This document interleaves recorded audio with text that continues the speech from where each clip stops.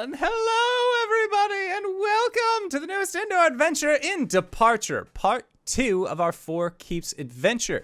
Today is February 15th, 2021, and you are loved. That is a very important thing that we like to remind each and every single one of our viewers and listeners at the beginning of each and every single one of these games. Garfield the Human, thank you so much for the follow. If this is your first time joining us, you can go to youtube.com/indooradventures to check up on all of the VODs of each of the games that we have played up until this point, including full playthroughs of Curse of Strahd, Ghost of Saltmarsh, our Tyrant Security game, as well as our Tomb of Annihilation game, among much more. So if you are interested in that, but you also don't want to have to dedicate yourself sitting in front of a TV or computer screen that long, hey, guess what? We're also available anywhere audio casts are made for free. You can find us there under the same moniker. And speaking of things that are being made available for free, if you go to patreon.com/indooradventures, you can check up on our after show called Nights in the Courtyard, where we answer questions not only from each other, but also from the community. And that is also where we are getting quite a few of our homebrew rewards ended up being posted. An updated Runtax for the Runtax and in its exalted form has been put onto that Patreon as well. You actually have to be a patron to be able to view that one. So, something to consider. And if you already support us on Patreon, you already support us on Twitch and YouTube and all of those other fine places, and you're trying to think, where can I go to help support this wonderful show even more? Guess what, buddy? I got your back. Quite literally, in fact, because if you go to indooradventure.redbubble.com, we got t-shirts, we got posters, we got mugs, we got crop tops, throw pillows, shower curtains, aprons, clocks, and most importantly, we also have Tia masks. That's right, we have face masks with the symbol of Tiamat upon them, done by our very own Cyberwolf1201, where all the proceeds from those mask sales end up going to help support Doctors Without Borders. So if you would like to help support a good cause or possibly help go and support the show, you can again go to Indoor Adventure, there's no S at the end, .redbubble.com. But that is it for my opening spiel. So, hey, RJ, who you playing today? Hey, everybody, I'm RJ, but today I'll be playing Caelum, the Shatterkai Wizard. Hello, everybody, I'm LBHackEmUp. Oh, my God. I'm LBHackEmUp, and I'll be playing Gwen, the Halfling Barbarian Fighter. Hi! I'm Cyber. I use he, him pronouns, and I play Arjhan, the Draconian Ranger Cleric again. Yes. Who also uses he, him. Hey everybody, I'm Wings, also known as Danae Keener, she, her, and I'm playing as Coriander, the Elven Paladin, she, her. And I am the Indoor Adventurer, and tonight I shall be your Dungeon Master. So last we left off, it was almost on a wee bit of a bittersweet note, as three members of the Four Keeps, being Gwen, a spiritual version of Caelum in the moment, as well as Arjhan, decided that they were going to take the Manor of Moon's Tear back to the material plane and just see what had happened in the time that they were gone, as well as establish their footing again on the plane that they had left for the last month or so. It was at this point, after several days being on the material plane, Caelum was able to reconstitute a body after having a rather out-of-body experience in the form of a past life dream through Corvain Nightfeather. It was at this point that he was able to stir and awake, and Gwen and Arjhan, being the friends that they were, waited for him to reconstitute, so that way you could at least talk to him about where you guys were going to be going forward in this.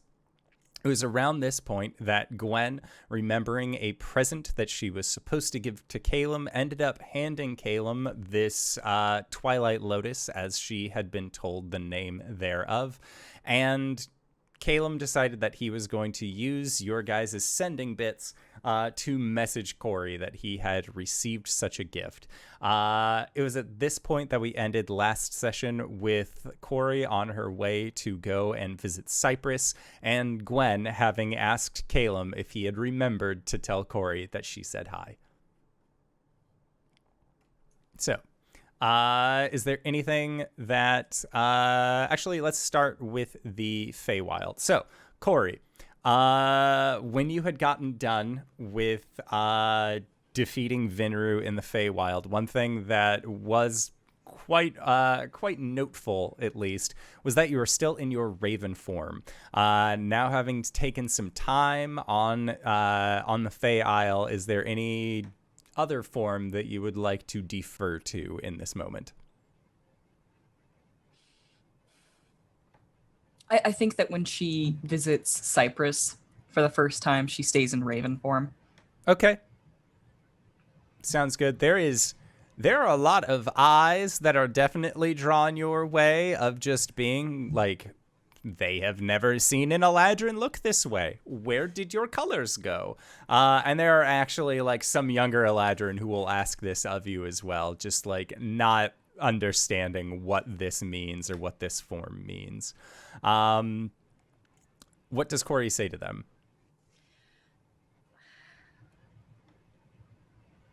I still have them. It's just I have one more season. Okay. And they all seem like they're fairly young enough that this explanation that you've given them is like more than enough to keep their wild minds running. So you make your way to the medical facility where you know that Cyprus is being held. And guarding the door is actually the summer Caelum. The summer Caelum Rudbeck. So as you get to it, they sort of acknowledge you and just let you know that he's up, but he's not there. And they sort of tell you to just sort of like brace yourself for what you're about to see. And Cori, stealing yourself, you are mechanically immune to fear and frightening effects, but that does not mean that they still do not dwell in your heart. And as you open this door and enter in, you can see that Cyprus is laying on a bed.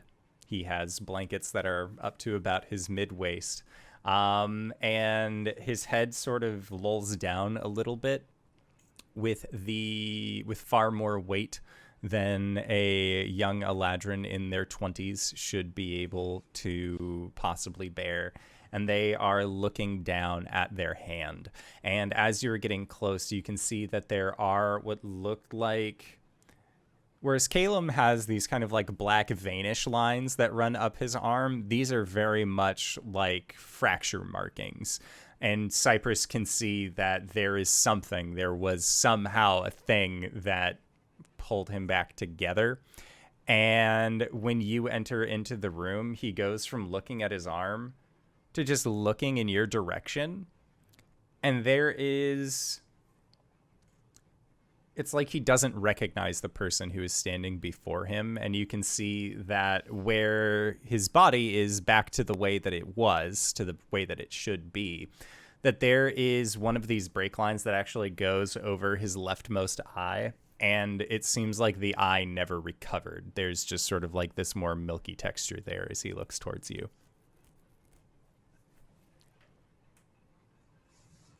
Hello. And he just sort of looks at you. And you see his hand flex. And as you say hello, he just continues to look towards you. Cori puts the gift basket on the table. She sits down.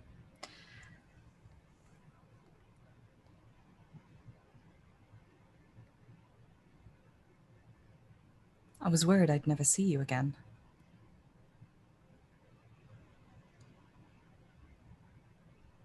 They just look at the basket and look towards you. And you can see still that there are those two deep lines, those two deep scars that he had from his frozen tears have seemed to remain, almost just cutting through any of the other scar marks that are on his person.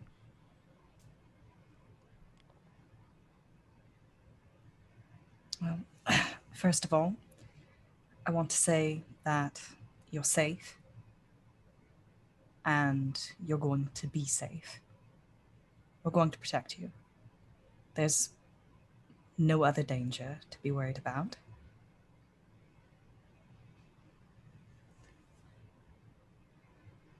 And you're going to be taken care of.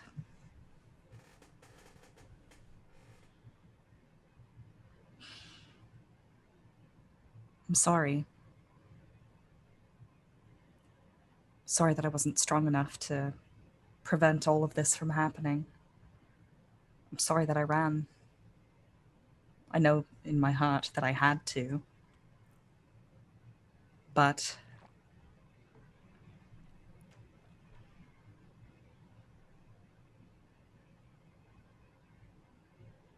I just wish none of this ever happened.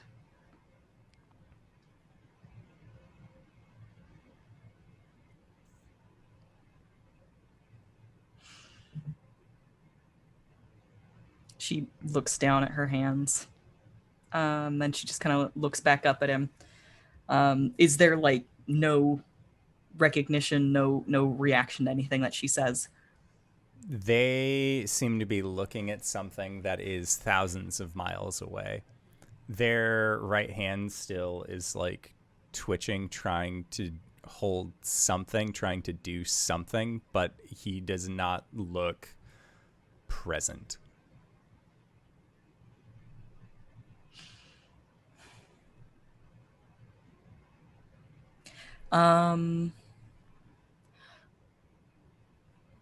Cori's going to reach out, look at him and say, "Is it okay if I take your hand?" His mouth is moving, but no words are coming from it. But he doesn't seem to be halting you in any way. Okay.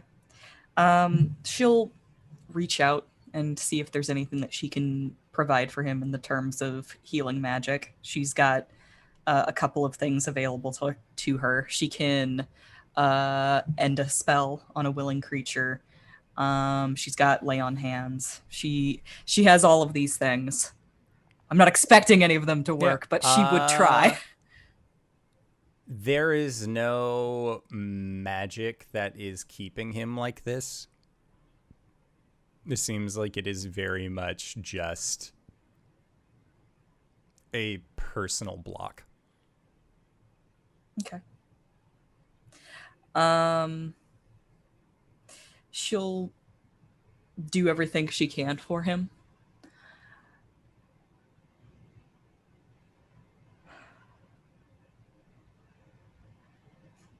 And after all this time, it's still not strong enough to help you.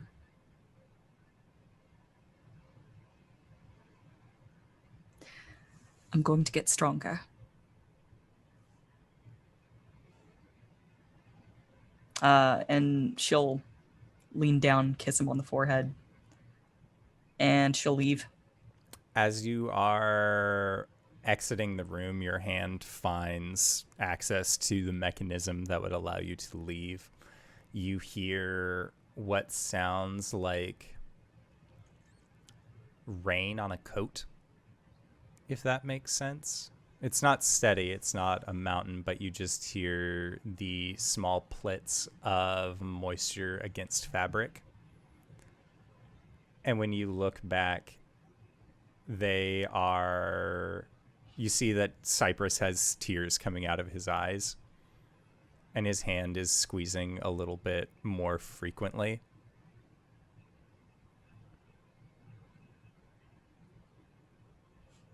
Cypress?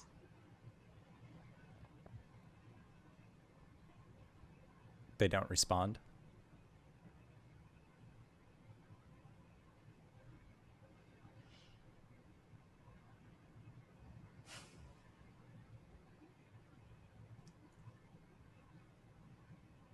She'll come back, pull up a chair, sit down. I want to tell you a story. Once upon a time, there was an Eladrin girl who went to the natural plane. And she tells him the whole thing. Okay. And at one point, as you are describing your encounter with Vinru, Cypress begins making more noise. And keeps patting at the same spot next to where he is sitting in the bed.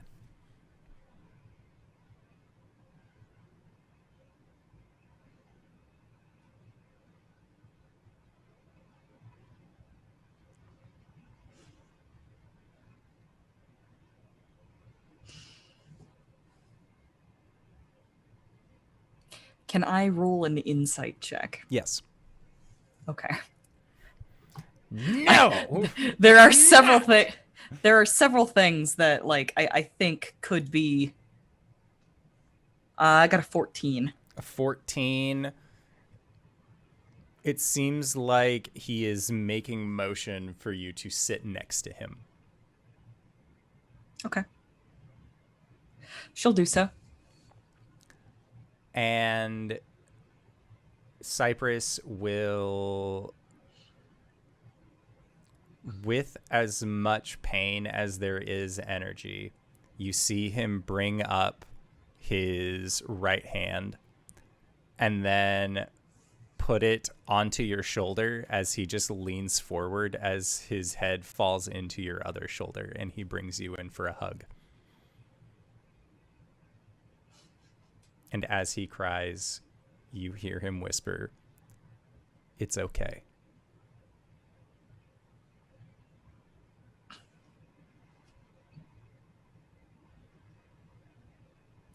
Just huge tears roll down her face, and she gives him the tightest hug. And you can tell he is cold. Regardless of the amount of blankets that are put on this boy, he is frigid.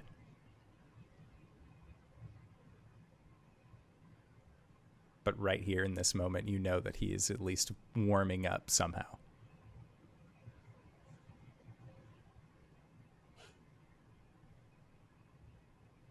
Until eventually you are done, you have felt that wave of weight wash out of you, and you go, and Cypress has fallen asleep here.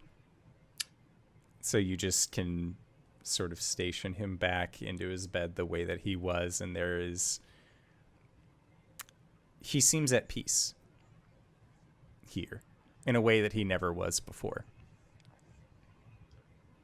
But very quietly, you are able to exit the room. And when you do, you realize that several hours have passed that you have been here. I would say at least 4 to 5 hours, and Redbeck is still standing at the door and has their hands kind of pressing at a small spot on their lower back, just rubbing the knuckles up against the muscle, just from having stood in one place for so long. They are getting tired. And they ask you how he is. How do you think? And Redbeck nods. We're going to have to figure out something to do with that ring.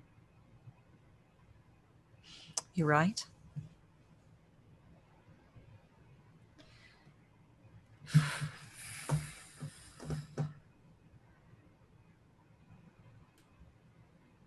My first instinct is to chuck it into a river. I don't think that that's going to be in our cards as far as ring disposal goes. I know. How about this? I'll talk to Diantha. All three of us meet up in a couple days. Then we figure out what to do from there. All right. In the meantime, get some rest if you can. He's not going anywhere. And Redbeck sort of like nods over to Cypress's room. Yep, she'll nod to him. Okay. Thank you, Redbeck. He nods. Says, like puts a hand over his heart and just in almost a sing-song voice says, "It is a Caelan's duty after all." Just punches him in the shoulder. He just smiles back at you. So while that is happening in the Feywilds, what is happening on the material plane? Let's talk about it. So, God, that was so satisfying to watch. So, Caelum and Gwen. Caelum, you just shot Cori this message. Gwen has given you a package that she says was from Cori. So is there anything between the two of you that you would like to get done with this current information?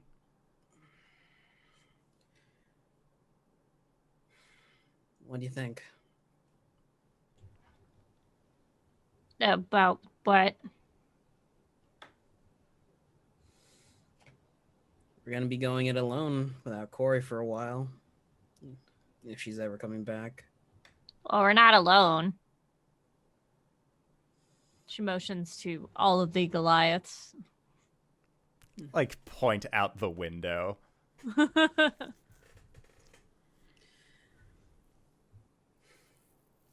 think I might be going on a bit of a journey by myself for a while. Doing what? Figuring out what I'm doing. I promise I Yeah. won't do anything stupid like going to the Shadowfell. You know, I don't know if I can trust that you're not going to do that, but I can't stop you. So I got to watch after my people for a while. I might talk Arjhan into contracting some of his friends for restoring the Temple of Saloon. But, yeah. I think a walkabout will do me good. All right. You, do you need anything? Do you want an Auroch?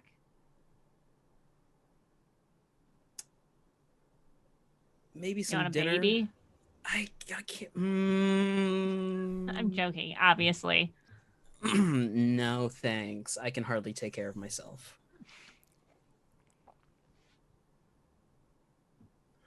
Yeah.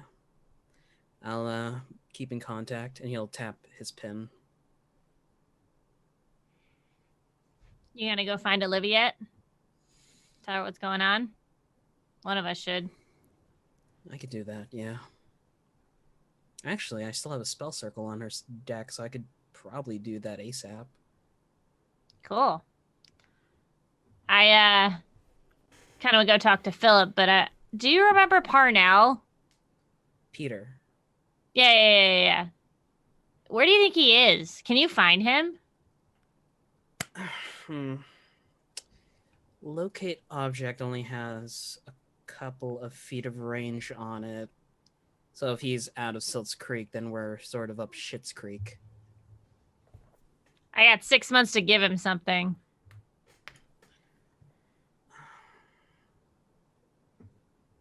What do I have in my spell book? Don't have that. Tell you what. Let me see if I can't pull together a locate person spell or something. Okay. I just remember I have 6 months to do this. Otherwise, I think something bad happens to me. I don't actually remember. Hold on. Locate creatures only 1,000 feet. Maybe a scry then. Maybe Chu could help with that, actually. Oh, yeah, that's a good idea. When are you going to leave? I was thinking tonight, but I could postpone it till tomorrow.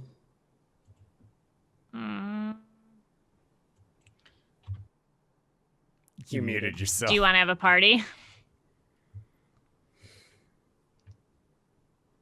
You know, you're not supposed to drink and fly, but fuck it.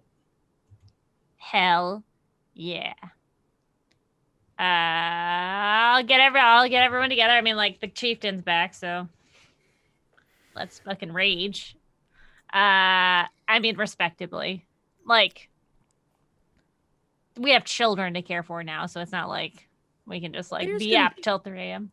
Designated babysitters, it's fine.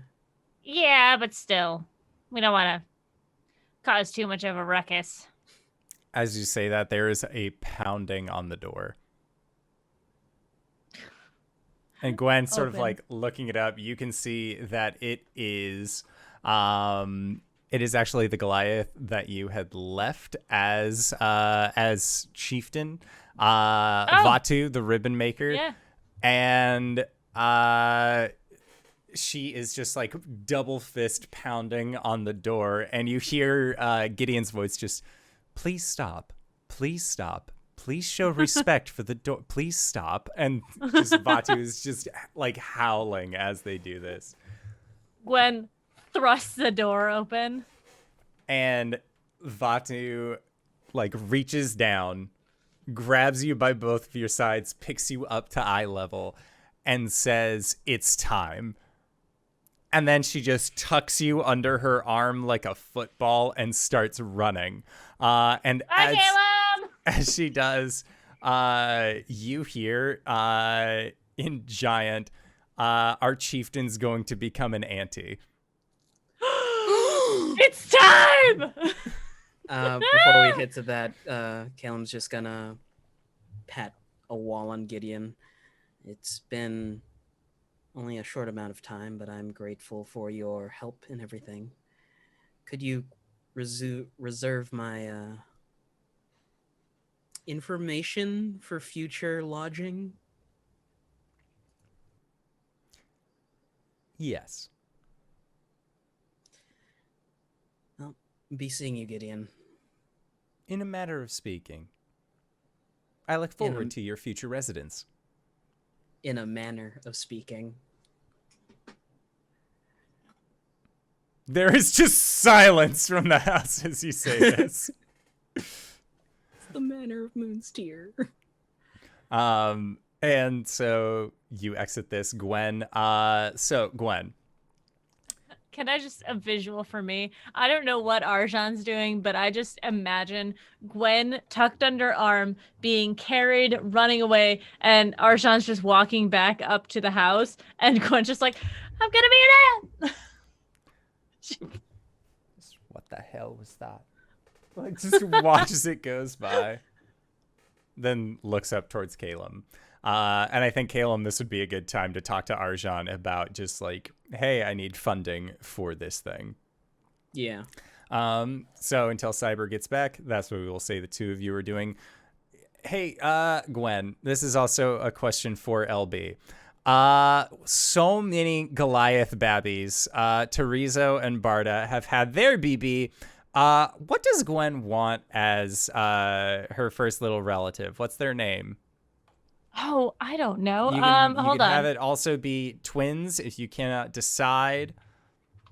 The only name I would suggest against would be Leo, but that's because canonically Leo's Right. an orphan.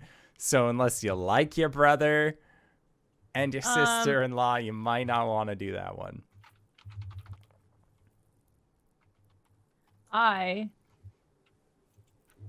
Hold on. Well, if it's Chorizo's the dad, then it's gonna have to be Huevos and Rancheros. Get out of here. Let me see. Because they were all actually, I want to say I did actually name them giant names.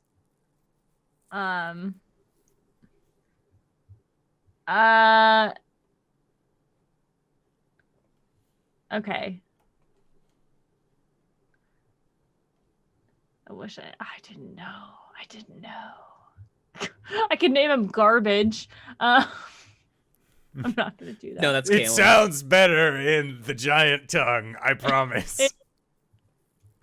It still means garbage, though. Yeah, it does. All right, this is their name. right here. Okay. Their name is Harbonad. Means armor. Armor? All right. And what is little Harbonad? What is this young Goliath pup? I'm gonna say a girl, obviously. Has to be a girl. Okay. All right. So Yep, Gwen little is now Har. Gwen Harvey. is now proud auntie of her first niece, Harbonad, Why are you saying it like that? because I have now written it down. Your story will live on. All right, so Harbonad has been Just you're saying it with a weird cadence. Harbonad. But Lil yes, Harb. Lil Harb. Terizo is like the most Freaking proud dad Oh. you have ever seen. He is freaking out, but you think that he's been up for days. Oh man. Like for all of this to happen, like it started a little bit ago, but he has just been like, he's a nervous ball of Rex. Yeah. Oh my god. Oh my gosh. Oh my gosh. And he just You're gonna be a dad. holds his I'm gonna be an little- aunt. holds his, and it's like, I imagine that Goliath babies are like panda rules, where like a panda bear is like just so teeny and then grows into a full ass bear. So Yeah. I imagine Probably like Gwen could probably hold it like this. Yeah. Gwen, you are holding what is surely the most beautiful of babies that have been had in this For Keeps game. I'm already thinking about her first tattoos. She's so precious. She has your dawn eyes. Goliaths don't have. Yep. Barda is like, after you are done chewing, like cooing over this small child, like Okay. Barda takes her baby back and then just like tucks them in, keeps hold of them very tight and securely. And Terizo, like after he has had a whirlwind of congratulations to him for doing the bare minimum, Yeah, he just like sits next to Barda, and you see the two of them just sort of like, you've watched your brother protect this Goliath tribe from when it was small to how big it is now, and this is something that you see him caring for with an even greater weight. Like his entire world is in this small, defenseless little form right here. She just congratulates them both and attempting not to show any favor while anyone else is in the room. She's gonna jump up as soon as everyone leaves. She's gonna jump up onto the chair next to Barda and like lean in and whisper in little Harb's ear and go, "You're gonna be the next chieftain. I can see it now. Okay, Just You're gonna be small, great." sleepy baby. You're gonna kill so many when you're older. You're gonna gonna be kill so many badass. people. You're gonna be the most feared leader." You're gonna bathe in the blood of your enemies. Bless the tempest. Blessed be the tempest. Thank you for this healthy little baby. All right. I gotta go talk to Chua. All right. So Gwen, you are divulging from here to go and speak with Chua. Caelum, you had managed to catch Arjhan to be able to talk to him about funding, as well as, are you bringing up to him that you were planning on leaving fairly with a quickness? Yeah. He would have said, I think I'm gonna take a bit of a walkabout. I'll keep in contact with you guys when I can. A walkabout. Clear my head a bit. All right. Do you need anything from us? I was gonna ask you if I could hire some of your friends to rebuild the Temple of Saloon.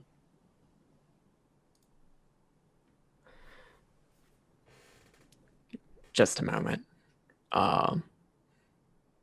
And however he can, he's gonna start the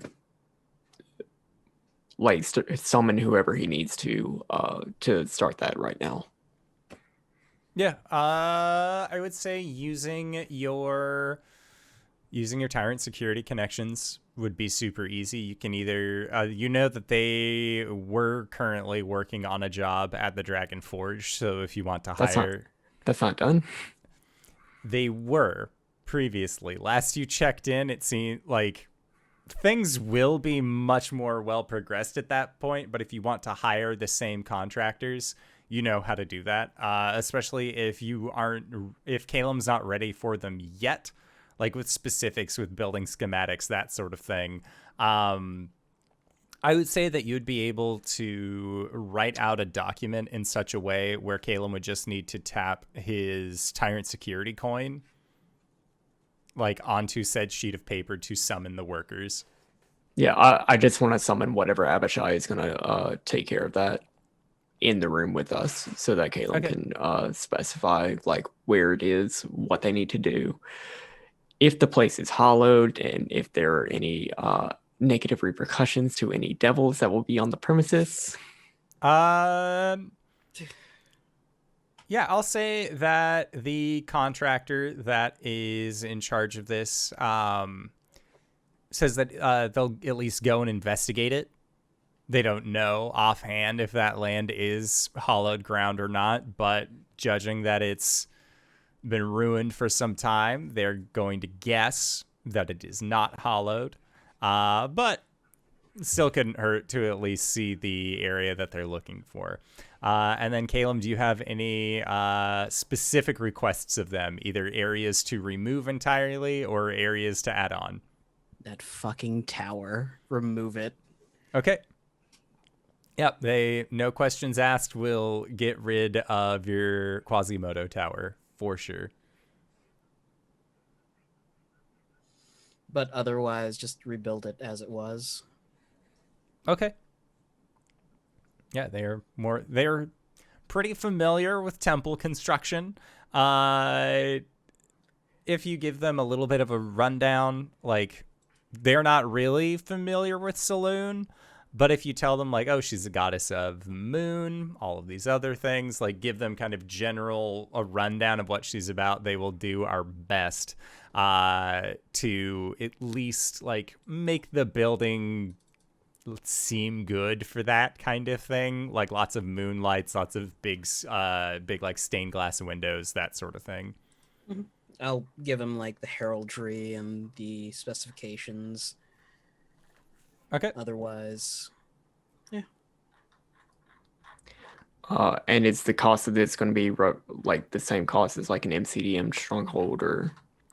Yeah, I'd say yeah on that one. Okay. 8,000 gold pieces. Pocket change.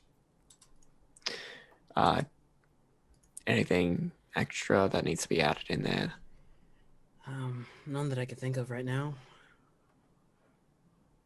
All right. Yeah. I will front the cost of 8,000 gold pieces.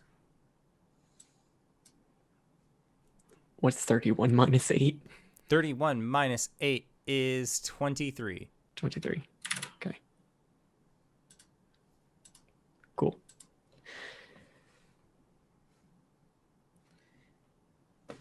Yeah. One says that there's going to be a party if you're willing to come down. See, I'm still not exactly sure where I stand with Gwen's tribe, but I'll bring some food up to you. All right. Okay. So, as the evening progresses, Gwen, you let everyone know that you were throwing a party. To which, again, raucous cheers and joy is had by the tribesmen. Later in the evening, there is like, it is a it's like a communal party. It's a 2-for-1 thing. Not only is it so many Goliath birthdays that have fallen onto today, but the chieftain's brother just had a child. Obviously, there is going to be celebration for Harbinad. And there is also joyous celebration, not in the like, yeah, fuck you, I can't wait for you to be gone. But like people are still excited that the chieftain is throwing a party for Caelum. And a lot, Caelum, of this party has to do with what the Goliaths know of you. The fact that like, oh, remember the time he and the chieftain came in and then they fought off those guys who had all the shadow powers. Yeah, that was so cool. Yay. And like everyone's sort of like remembering the little bits of information that they got from you on that one, but nobody can really remember a lot of the other things that you've done or are credited for. That's fine. Gwen, I guess if Arjhan doesn't come down, Gwen will like probably go up and get him. It's not, I mean, like, because he is Gwen's friend, it's not weird, right? In the tribe? Or is it? Your tribe has a lot of people in it. There are some who have old prejudices that have not healed. Most are fine. But there are others who are just like, but they just like don't. They're not going to like actively come up and shit talk your friend in front of you. If anything, like they'll just be off to the side being shitty with themselves. We'll work on those prejudices. I think as the evening goes on, Gwen will spend time telling the tale of the Feywild. And unless Chua suggests against it, Gwen will tell everybody that she has the Goliath ancestors within her, like their spirits are, cheering her on, sort of thing. That is quite shocking news to many a Goliath. Like, I like to also feel like maybe this isn't the first time Chua has heard it, like, or this is the first time that Chua is saying this. So like, you're just like, hey, everybody, guess fucking what? Woo! And her just like, I'm sorry. What did you say? Because I can't summon all of them, but I can summon them one at a time. Yes. And I think like as you're doing this, there is definitely like a base level of just like, I think our chieftain's drunk. Like, why did we even bother getting a halfling? Oh my god! And like, as you like start summoning forth, like, fucking like, doors open to the spirit world. Like, if any, like that is when Chua comes up and basically says like, if there are any who would deny our chieftain's strength or the power behind her, our chieftain, let it be known that the chieftains of the past have made their decision. And like seeing all of these other chieftains just like, oh yeah, we fucks with this. Like there is no qualms from the group of people that are here. Like, hell yeah. The one true chieftain, clearly. Long may she reign. Thanks. But yeah, we get drunk. Okay. I think probably deep into the evening, Gwen is going to saddle up to Caelum. Caelum,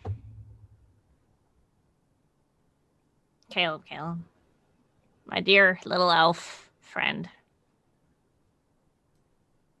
You know, I started this journey with you thinking that you were a drow. Now I know you're not, even though I still can't remember what the hell you are. But you're really powerful, and you're really cool. And I worry about you a lot, because you're like my little baby. And I just want to take care of you. And I I can't go with you everywhere. I know that, and it's hard for me to know that because I know you're gonna go off on your own. I promise I wouldn't cry. I know that you're gonna go off on your own, and you're gonna go do a lot of really cool stuff. Okay, but I really want you to be careful for me because I can't protect you when you're out there. You know, like you're just gonna be all by yourself, and I'm just worried, okay? Caelum will lift just part of the mask up to show her he's smiling. And then kind of scoop her up and head out of the tent or the party area. Mhm. You see that thing all the way over there? A tree? Yeah. Fuck that thing in particular. And he casts Whirlwind. Oh, shit. It is a 20-foot in diameter sphere, but a whirlwind howls down to a point that you can see on the ground, and a creature must make a dex saving throw. But basically anything caught inside the whirlwind is lifted 10 feet every single round. Yeah. Gwen, you just see like this tree get ripped up out of the earth and is just hovering. Most people can see this. And then when it gets to the top of the whirlwind, Caelum will clench his hand and dismiss the whirlwind, and the tree will just come crashing down. Why did you do that to the tree? Show you I can take care of myself. I know you could take care of yourself, Caelum. You're not a child. I didn't say that, but I meant to say that. You're not a child. But I still worry about you because it's not that you're not powerful enough to do stuff. It's that you're still hurt. And we haven't fixed you yet. And I want to help fix you. But I can't because I have to do chieftain stuff. I will try and fix you. Caelum will pat the top of her head. It's not about fixing me so much as fixing a lot of things wrong with the world right now.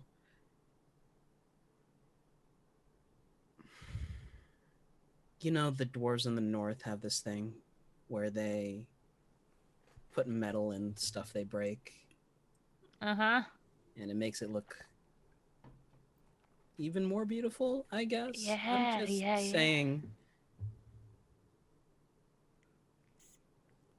I'm not gonna let the breaks in me put me down anymore. And I'm certainly not gonna do anything super stupid without you guys around to pull my ass out of the fire. Okay. That makes me feel better. You're drunk. Yeah. Still not gonna fuck you, though. I never asked you to. Hug. Hug. Should get like a mask lift and a smooch on the top of the head. Huh. All right, check in. You need to write me like once a week. I don't need to write you. Sending. Right. I want to hear your voice in my head once a week. It's kind of crowded up there sometimes.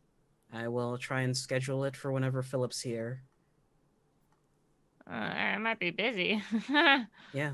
You'll just hear, Gwen, help.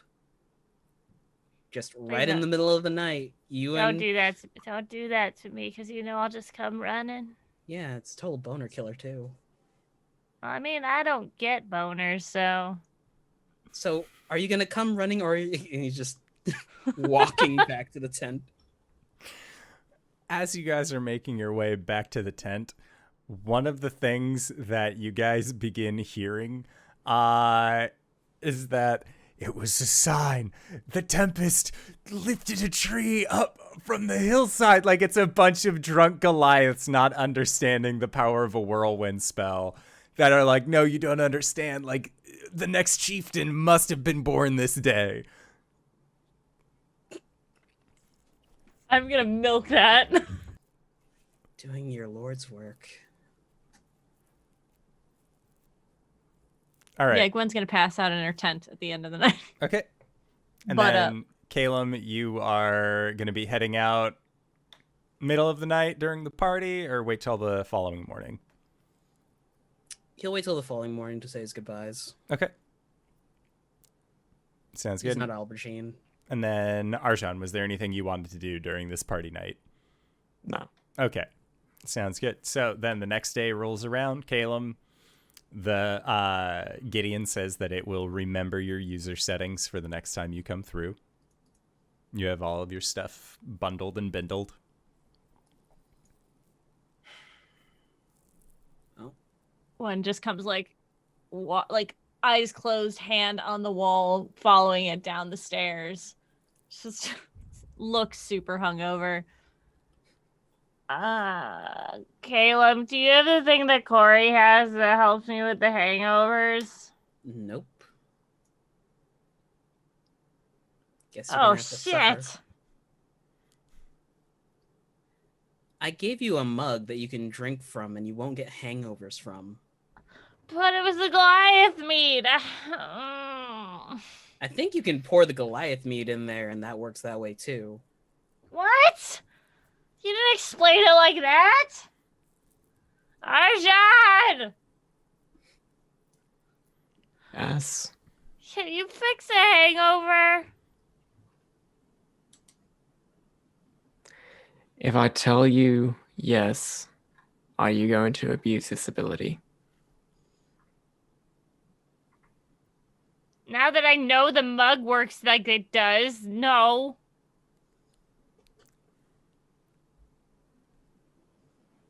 All right.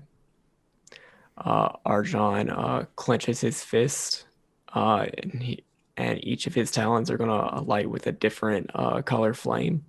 He's going to jab his fingers into your forehead. Ah! You can cast Lesser Restoration. Ow! Okay. Worth it? Maybe. I don't know. That was fucking terrifying, but also pretty metal. Thank you. Cori usually just smacks me on the ass. Our gods work in very different ways, Gwen. Apparently. You heading out, Caelum? Yep. It's been... Sure you don't want an Auroch? No, I'm probably going to pop in on Olivia at first. Can't really do much with an Auroch out at sea. True. Tell her we say hi. Yeah, I will. Yeah. It's been something. Well, just let us know when you need us, okay? And Caelum will stand there awkwardly for a moment and like just open his arms like, is this how this works? Hugs crotch.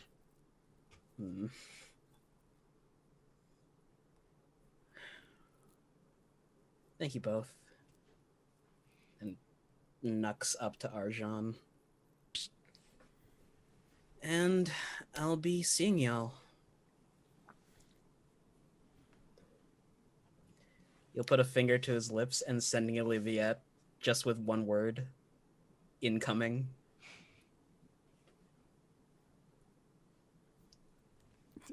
There is just a response of just incoming. What does that mean? Teleportation circle targeting the circle on Olivia's ship. Okay. Sounds good. So Caelum bamfs away from the two that are still at the Goliath camp. So, Do you think he's gonna fuck up magic again? Probably. Well, I'm gonna say it's not our problem. Not yet, it isn't. True. okay. You should come to the camp.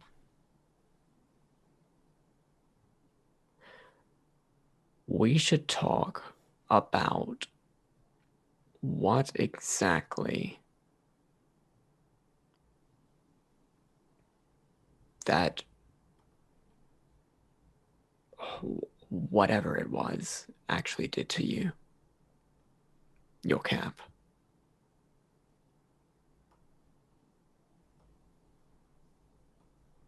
I'm talking about the a person with the white dragon bits. Oh, okay. Yeah. I think we should talk to Chua and then the council. But let's talk first. Okay. So, as the two of you are getting ready to have your talk about Ednair the traitor, Caelum, you have bamfed off to speak with Oliviette. Cori, you've had several days now to figure out what this Cyprus situation is, how best you are going to be handling it, how best you are going to be presenting it. You can have done any number of things during those days, including going to visit Cyprus more, talking with the lay people, that sort of thing, like just getting a general handle on things. Is there anything that you wanted to do between having last visited Cyprus and then meeting up with the other Caelins? She'll re-enter her autumn form. Okay. If and she can. Should I roll for it? You find that you don't need to roll for it here. In the Feywild? In the Feywild, it seems like after everything that Cori has been through, being able to change her seasonal form is just an incredibly easy thing. Like, there's no barriers, there's no limitations on this. Well, she's also not living a lie anymore. Exactly. So yes, you are able to do so. That and like, you could have just sat and taken as many short rests as you needed to until. I figured, but she can only try once every 24 hours. So. Yeah. All right. So she'd do that. She would ask any medical professionals, like, what's going on with Cyprus? Like, is he? I mean, like, obviously he's missing some parts, but will he ever recover physically? From what the medical staff is able to tell you, is that if he does make a recovery physically, he will most likely walk with a limp. Mm-hmm. And he will never be able to hold a sword in his hand. Okay. He will make a recovery, but it will never be the full amount. All right. It's good to know. I think that's about as much information as she would have time to gather by this point. Okay. There's like 500 billion other questions to answer, but one thing at a time. Yes. All right. So, my guess is that you would be having this meeting on either the Spring Isle, where you currently are stationed, or over on the Summer Isle. Just because your mom has a business there, you could just be like, I need a meeting room. Mother, can I use this one? We've booked it for the whole day. The whole day. So yeah, you were able to at least find a place where you and the other Caelins will be able to meet to discuss what to do about Vinru. And when you arrive, Diantha is already sitting there. She has her boots up on the table. She's sort of leaning back and was in the middle of speaking with Rudbeck. It seems like you were the last one to arrive here. And they actually seem to be in a little bit of a heated conversation. It looks like they have actually started discussing what to do about this. what to do about this situation even before you arrived. It seems like this is something that's been on their mind for a while. And they welcome you in. And Diantha says that, well, I think that we should just destroy Vinru once and for all. The wheel will be repaired on its own. It doesn't need to be Vinru as the primordial archfey of winter. It can be, we could have it be something else. We're strong enough that we should be able to find something to take its place. And Rudbeck, on the other hand, thinks that is too fleeting of a judgment for Diantha to make, because we don't even know who or what the next archfey would be. It could be something small, or it could be something just as equally as horrible as Vinru was. We have no idea. And I think that is why we should just bind Vinru back to the ring. Should give it to someone for safekeeping. Maybe not the Judges 3, but still have it be based out of winter. And then takes a deep sigh and says, speaking of, the isle is completely coated in ice and snow right now. I know that winter isn't exactly on either of us or any of our domains, but if it's up to a vote, I nominate Scorchbane to take up residence. And Diantha, looks at him a bit shocked, and Redbeck says, if he takes up residence on the Isle of Winter, his natural body heat will begin to expedite the process of everything melting, of it going back to the way that it was. Then Scorchbane can just find a mountain to live inside of, and we place the Ring of Winter there. He's too prideful to ever use such a thing himself. He'd make an excellent guardian for it. And Diantha seems very dismissive to that as well. And she responds, if I wanted somebody to watch over it who I didn't necessarily trust all the way, I would just give it to the judges. There's no reason to hand it to this dragon and let them be the end-all judge. What about you, Cori? What's your take on the matter? You have any fresh thoughts? Putting the wheel back in balance isn't just a matter of rebinding the ring. There needs to be another Caelum. And they look at each other and then look at you and say, the only one who is next in line doesn't exactly seem like they are going to be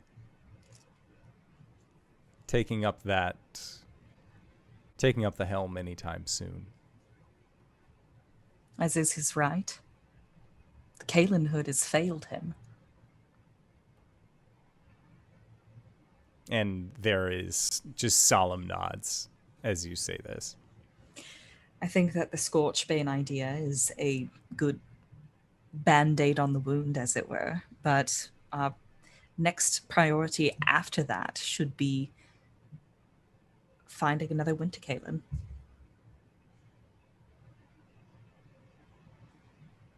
Training them, making sure that they are ready to take on that responsibility. And when they do, it's supervised and not in the middle of some god's forsaken ice cave during the worst moment of their life. Second worst. Probably worst.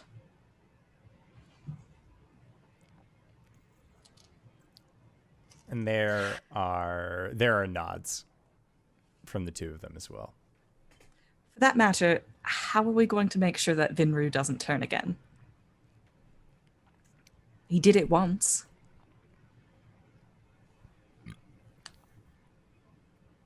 And Diantha also says, that's why I think that we should just get rid of him. Some new creature, whenever things like this happen, some new other thing will usually take up the register, mantle, what have you, and then they'll just do that thing as long as they have that title. So I think... Well, then we shouldn't destroy Vinru until we know who will. Who will destroy Vinru? Because I would love to take a crack at it.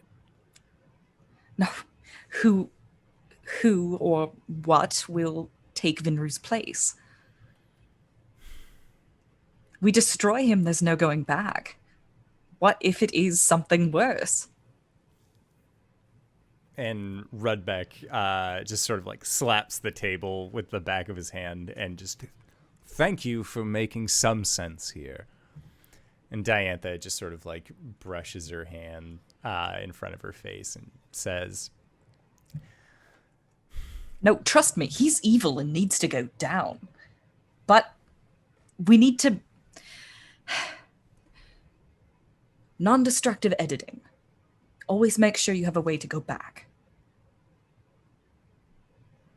I mean, he's inside of a large jar. For now. There's no way for him to get out. When we let him out, he will be friendly to us for the time being. I'm saying leg 2 of the quest. The jar goes with Scorchbane. We hold on to the ring until we know who's going to be the new spirit of winter. Destroy Vinru, bind them to the ring. New Winter Caelum. Diantha, you see, bites her tongue slightly. More in a like contemplative thinking brain manner than, oh shit, I was going to say something and then bit my tongue. And she says, they're friendly to us for an hour. Yes. I think I may have Diantha, that. are you planning a Hail Mary? Yes and no.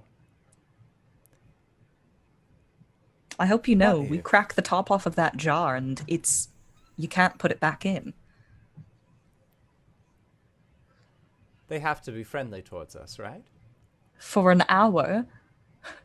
And Diantha just gets this very, like, shisty kind of grin on her face that the narrator would say, Diantha had a horrible idea. Diantha had a wonderfully horrible idea.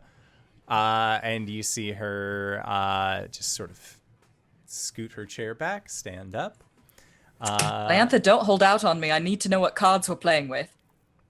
Oh, you'll know them soon enough. Diantha!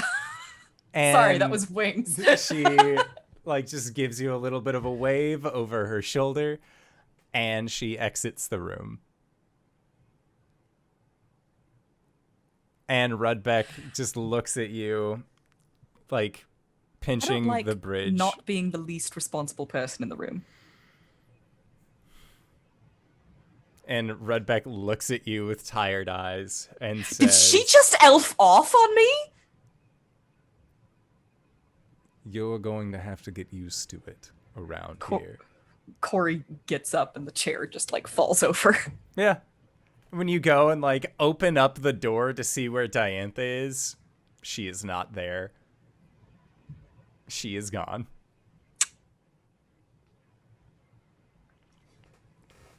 All right. How Yeah. does it feel? How does it feel, Wings? Ah! Okay. So Fine. It's fine.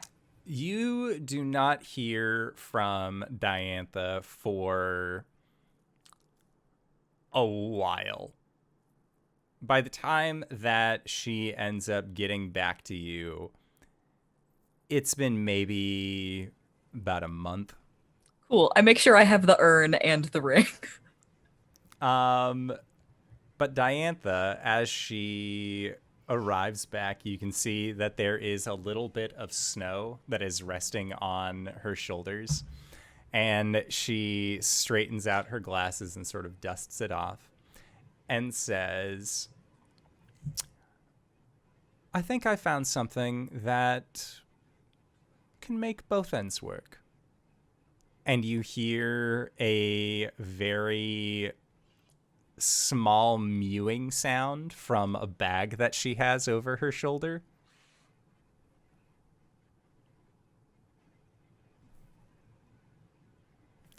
Diantha, did you kidnap a kitten? Kidnapping is a very weighted term. Yes, And with that, technically it she would just be- walks past you. Technically, it would be kidnapping. So, do you have the jar? We probably want Rudbeck here for this.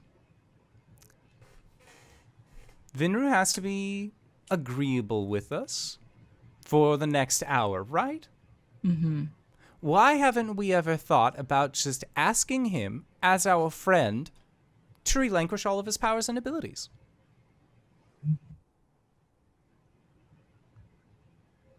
I happen to have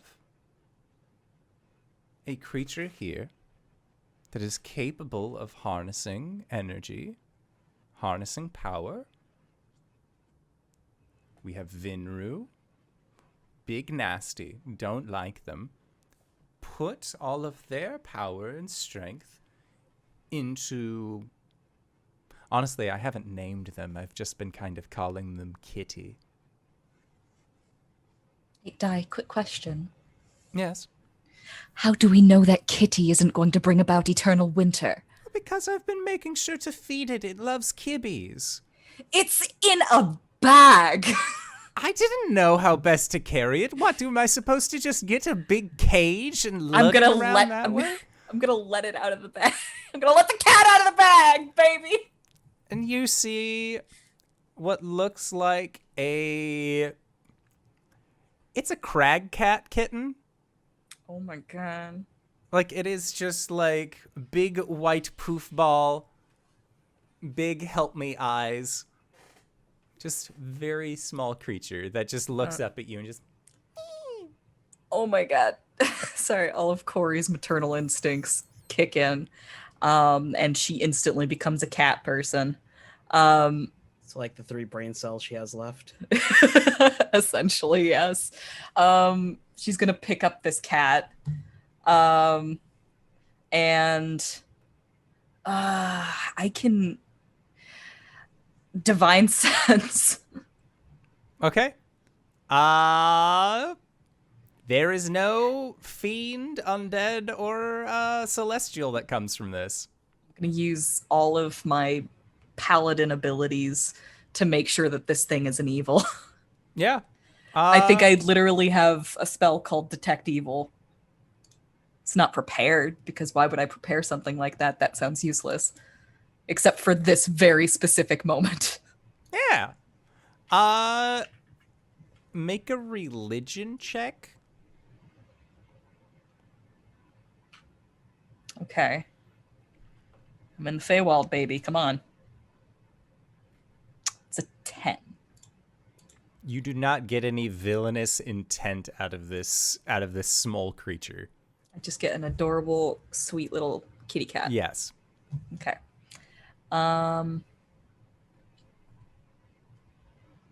Give me 24 hours with this creature. I have to make sure that it is an appropriate vessel. And we will probably need that much time for Rudbeck to get here. I tried really hard to say Barbados. I don't know why. That is his name. Barbados. Yeah, fair enough. Okay, yes. We need time for Rudbeck to get here. There's one thing that I learned in becoming a full Caelum is that you aren't too hasty.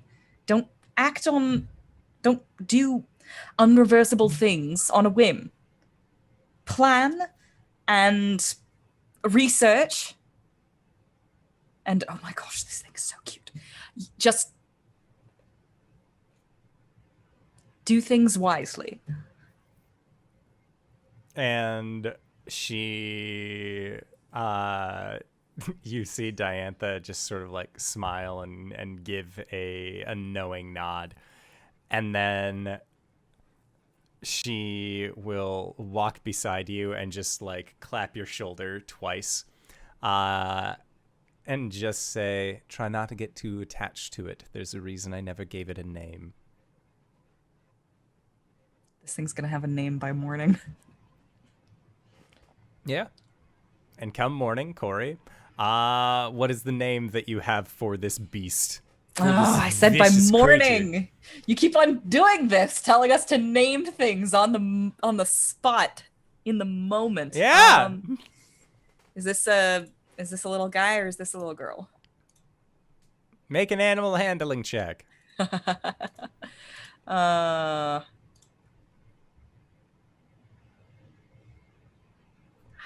Right. No, that would be at the top of the list, wouldn't it? I don't think I've ever had to do this. I can... Wait, no, I can't, actually. I was like, I can speak with animals. I can ask. No. I got a 2? No idea? It looks like a kitten. All right. Snowflake. Okay. You've given it the name of Snowflake. Snowy. It's fine.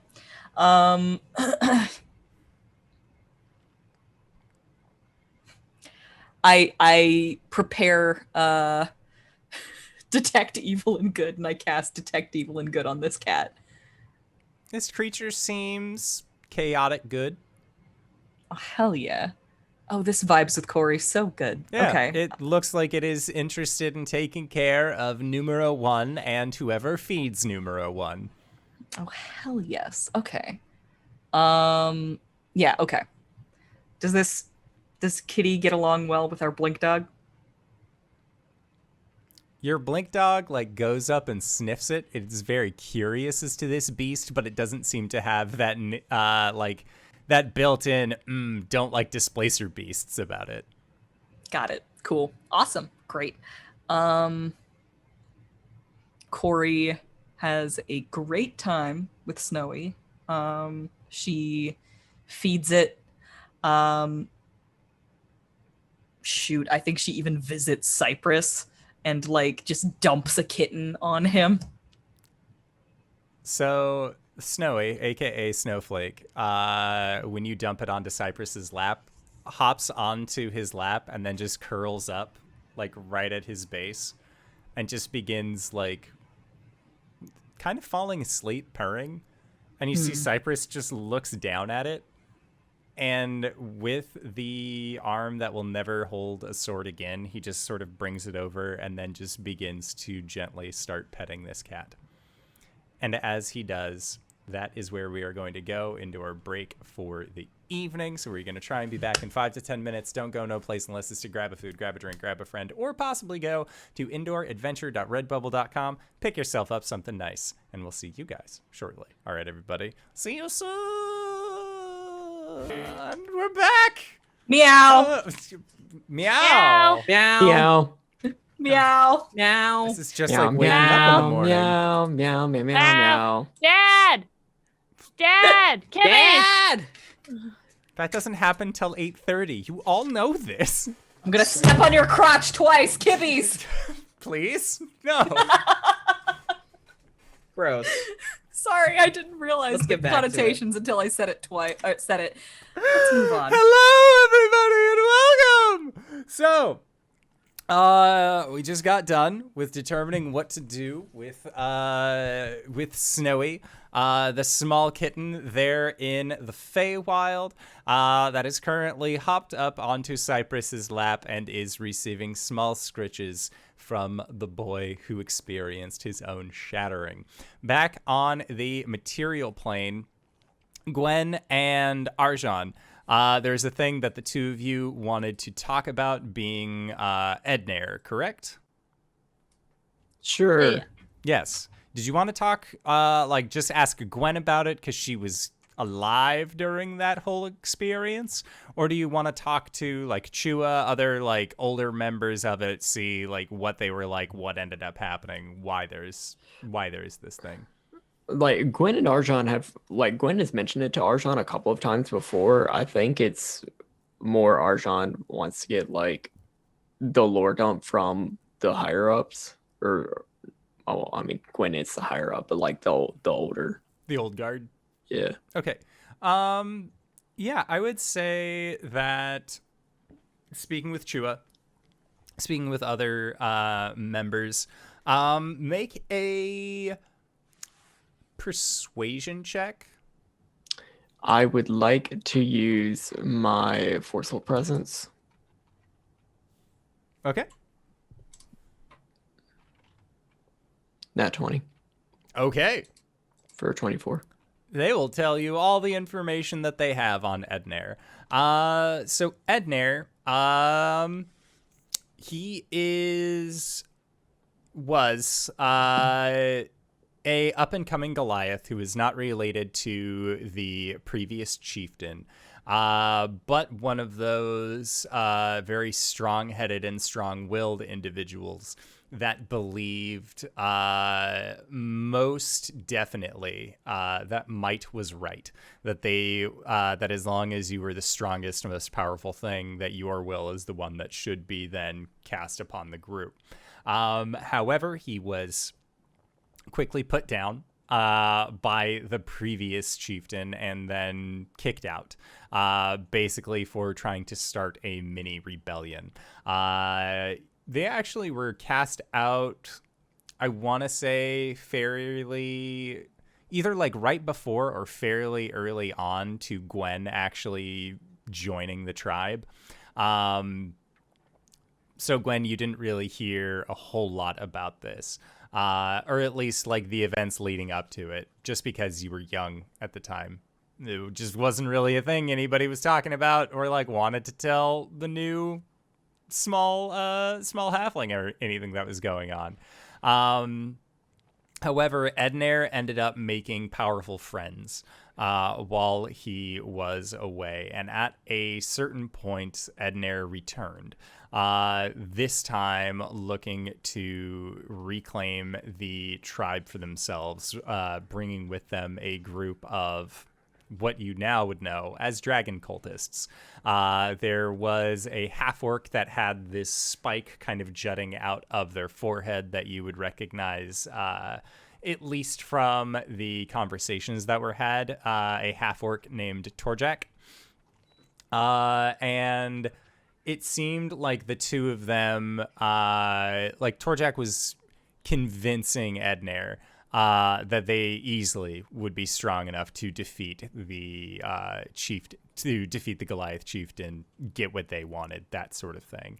However, because Ednair was previously disgraced and was coming back with these very clear modifications to his body, that was something that the Goliath peoples, as they stood, just wanted no part of. This was against, as they saw, any kind of like natural change that you could go through by just through like physical repetition, that sort of thing. It seemed like Ednair's decision to take draconic parts into their own body was against what the tribe stood for, at least at the time. And it seems like a lot of the revolt that ended up coming back was after Ednair had been kicked out by these groups. It was essentially like kicking a hornet's nest, where he then acted as a very broady leader for the draconic cultists that they, as the Goliaths, did not actually know where they were coming from. They knew that it was at least from the lower mountain range by the pit, but they didn't know exactly where. They just always kind of assumed that they were coming from the pit directly, if anything. Where else could you possibly hide this sort of strength? And that is the story that you kind of get of Ednair, which is after a certain point, the Goliaths were able to so thoroughly push back that there was a falling out among the leaders of the dragon cults, and then they ended up just moving, like fully retreating. And it had been years since any of them had heard of anything dragon cult related, until you showed up.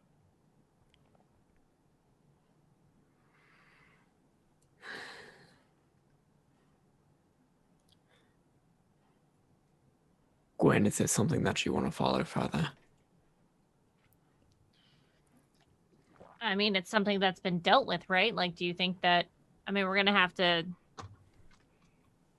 address the dragon cult at some point, but is that something you want to go after?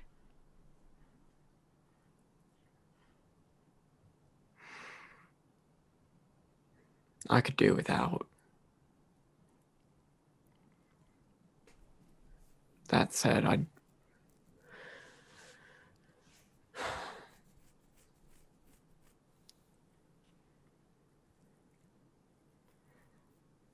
Based off of what I know now,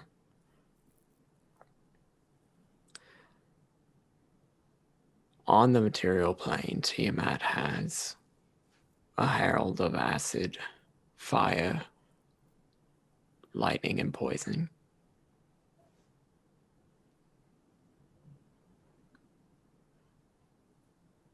But I have no idea about the herald of ice.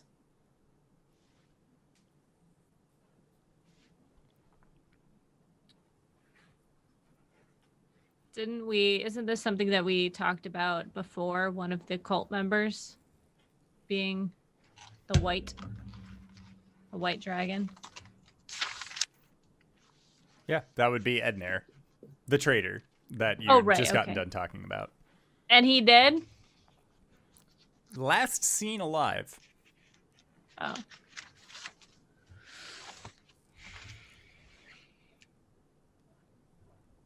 Well, I mean, I'm not going to say that we're going to go to war for you, but I mean, he is part of our, I mean, he is known as the traitor. So if word of him comes through, if he's doing some fuckery, then we need to handle it. And I wouldn't be comfortable associating with that person. Right. Did you ask Tiamat about this? All Tiamat said was that it would be a good idea to introduce myself to the cultists or to the heralds that live.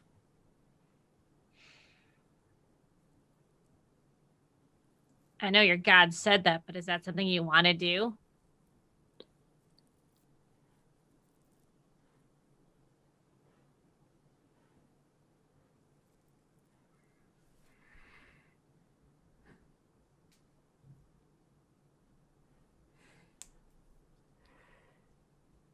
I don't know. Part of me does, if for no other reason than to clear the air between your tribe and the dragons.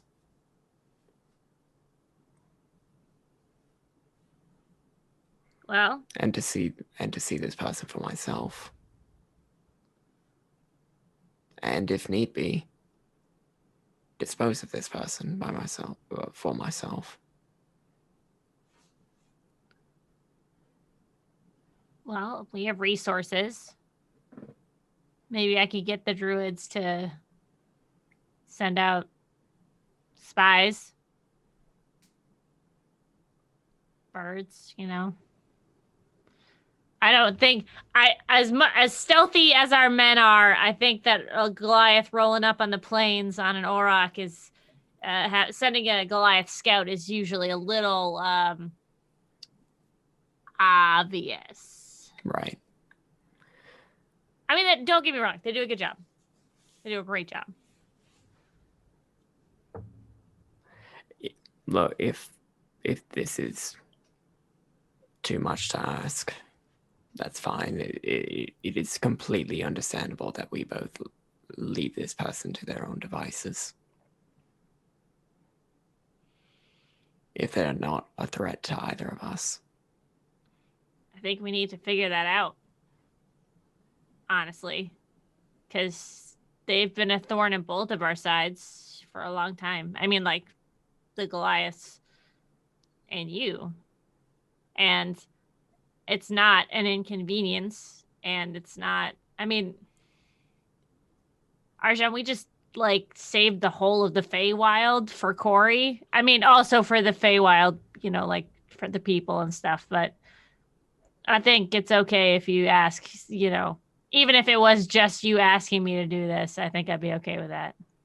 I think we've earned this. And Arjhan will just like do a deep nod.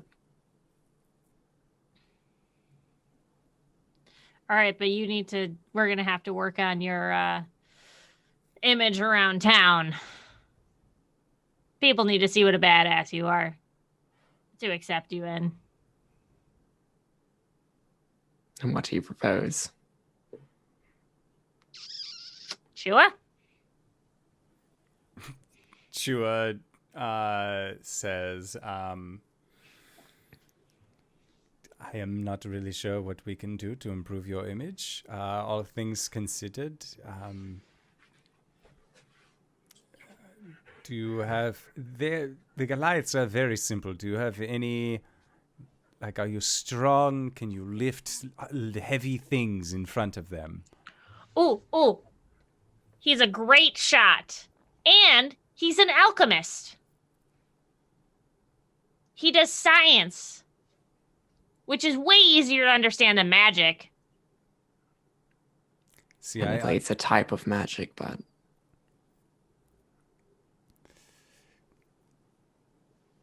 There are many new mothers. You can use this alchemy to make something for them. I hear mothers do a very good job of letting their children know who they should be thanking for existing. Yep.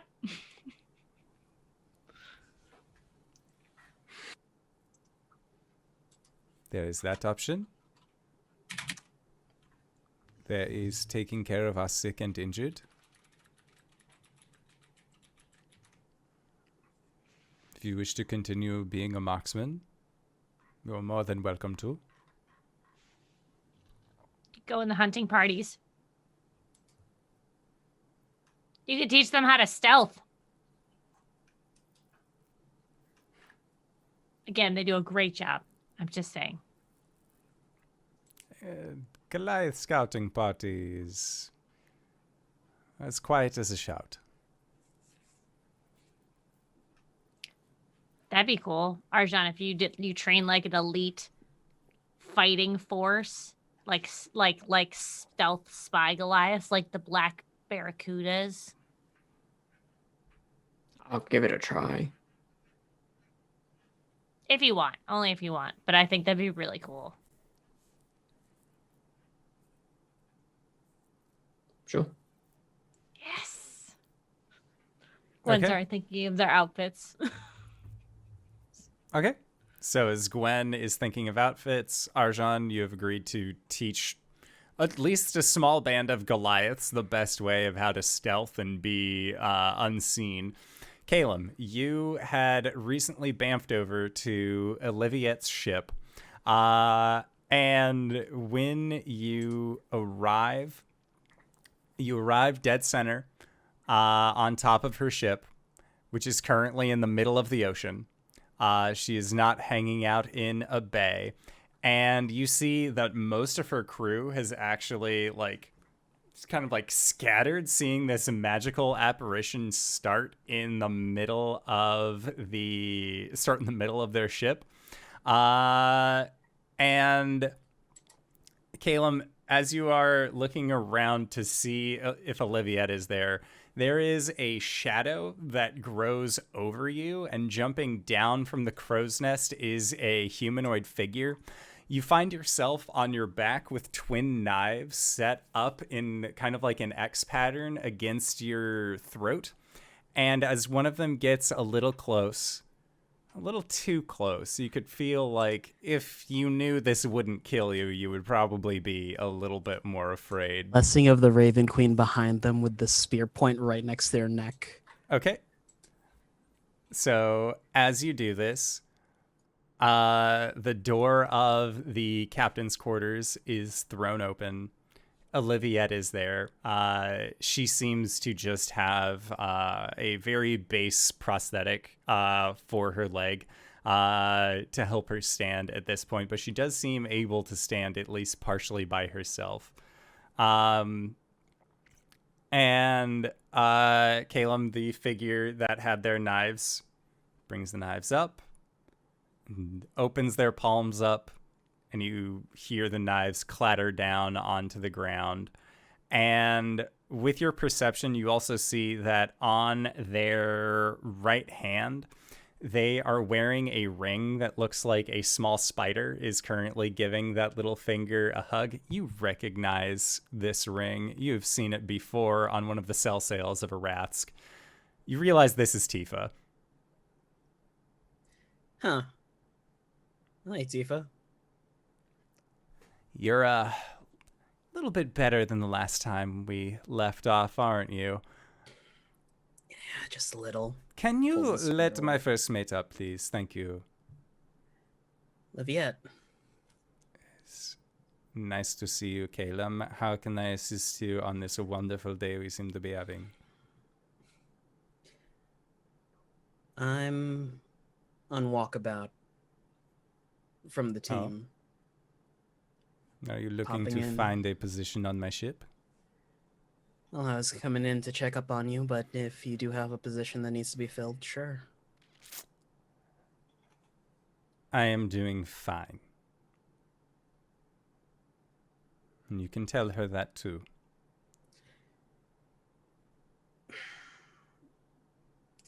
Cam will nod his head and extend a hand out to Oliviette. Oliviette will look at your hand and very curtly shakes it.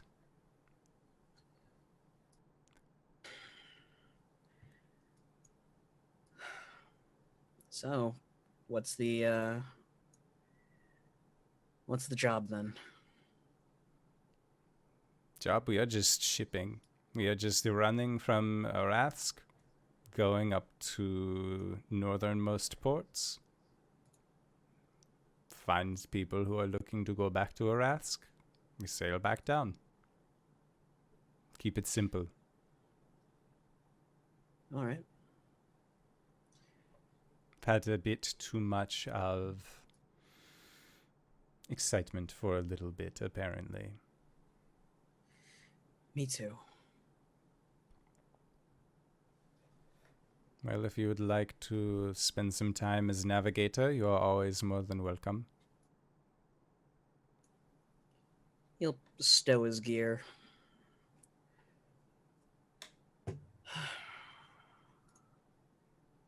We should negotiate pay at some point. She looks at you and sort of chuckles a little bit. Says, you get paid when the job is done. Lifts the mask and smiles a little bit before putting it back. And as you have your mask go back down, Tifa actually will like hook her arm under Oliviette's. And she looks like she's doing most of the escorting, helping to maneuver with Oliviette as well.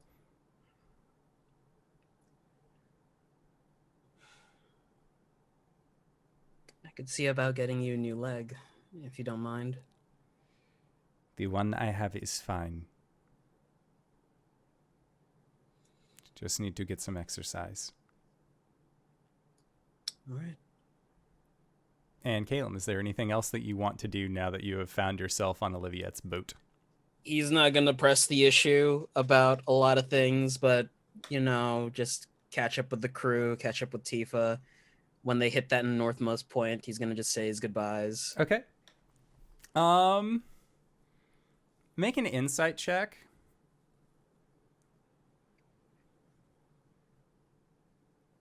Boom.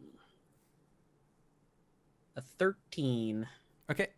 With a 13, you know, based off of talking with the crew, as well as talking with Tifa, Olivia was not in a good place a month ago, and she's still really not in a good place. And they're all a little upset that Tifa is here because Tifa's a predator, to say the least. She knows that Olivia is feeling down and needs somebody there to be slightly supportive and to take care of her, even if she is too strong to say so herself. Over the course of the couple of days, Caelum will try and just take walkabouts with Olivia, even if there's just nothing going on between them. Yeah, and I think that Olivia just says very brusquely, so I take it you were at least successful in the Feywild, otherwise I probably would not be seeing you here. Oh no, I died. But I got better. The rest of them succeeded. That's good to hear, at least. Now you only have one calamity to worry about, right?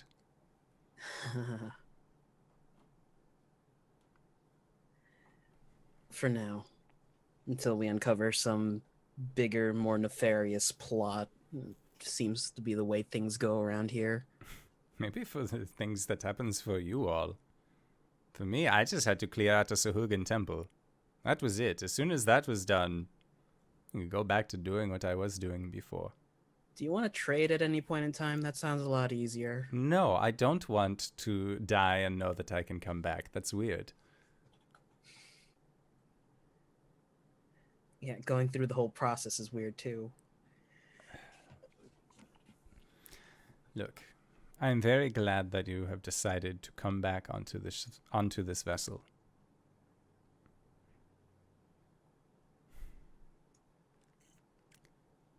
Things are going to be different now. How so? I am just going to try and be a normal merchant. Will I keep my skills with my rapier set? Yes. Do I still try and talk to Elistray as much as I can about certain things? Yes.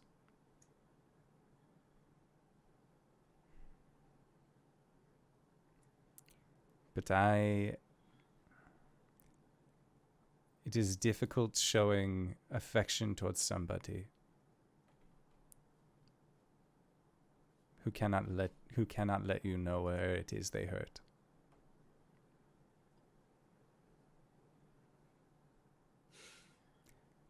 Even speaking with my goddess, they have not heard from Cori either. It's like she disappeared. They went to fix you, to figure out what it is with you. It's like she was a different person. But not in the same way as whatever it is you have going on, but more, she was different.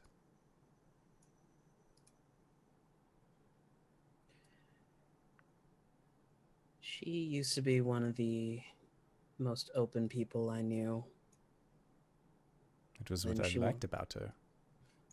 When she went to go fix or get me, I think that's when it all changed. I can't really talk about it. It's her problem to talk about, not mine.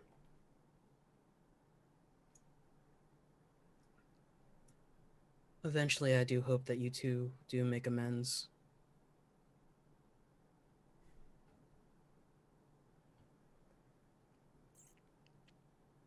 It's not that I am unable or unwilling to listen. I am just tired of being the one to press this issue.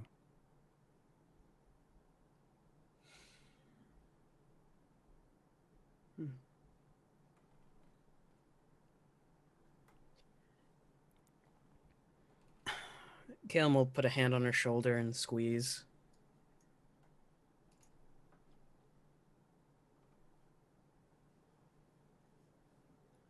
I'll see what I can do. Have you two hash it out and maybe alleviate some of this pressure. And she just seems to like almost disregard it. Just with a whatever you say.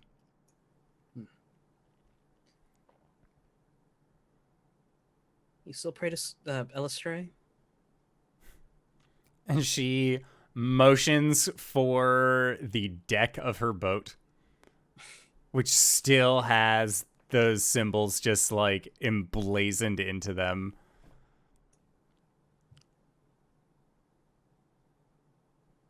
Why wouldn't I?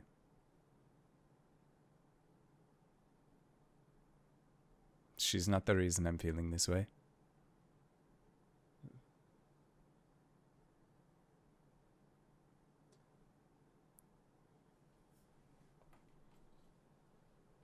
Now, it looks like there's a storm coming from North Front. Go help. Caelum lifts up his mask again and smiles. He's going to... Oh boy, do I have that?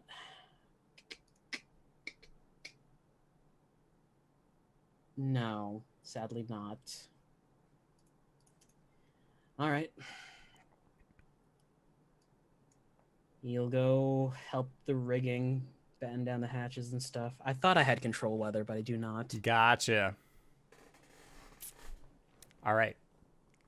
So, back in the Feywild, Cori. It looks like Snowy is asleep.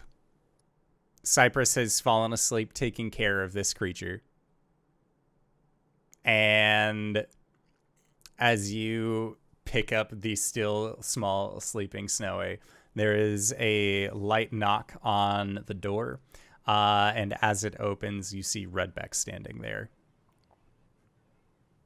And they give you a look like they are trying to say it's time. All right. Cori scoops up Snowy, gives Cypress's shoulder a gentle squeeze, and she will carry the kitten out of the room. Okay. By the way, I'm elongating Snowy's name. It's Snowy Clementine, Harbinger of the Gentle Winter. Oh, it's a very long name that I will have to remember. Suffer. Snowy Clementine, Herald of the Long Winter. No, Herald of the Gentle Winter. Herald of the Gentle Winter. Okay. Okay. So it is. So it shall be. At this point, it is Diantha, Redbeck, and you. You have Snowy with you. The place where Diantha takes you to is actually a large coastal cave that is pretty far away from the main from the main isle itself. It's more of like an island that is out a little bit farther from the shoreline that's only accessible during low tide points. And upon your entrance into it, Diantha expresses that she set this place because, one, releasing Vinru, regardless of if they are on your guys' side or not, the pure sight of that creature's, well, still living presence would probably upset a few folks. She's not interested in hashing out any of that and bringing any of that to the table. She doesn't want to deal with it. Gotcha. Okay.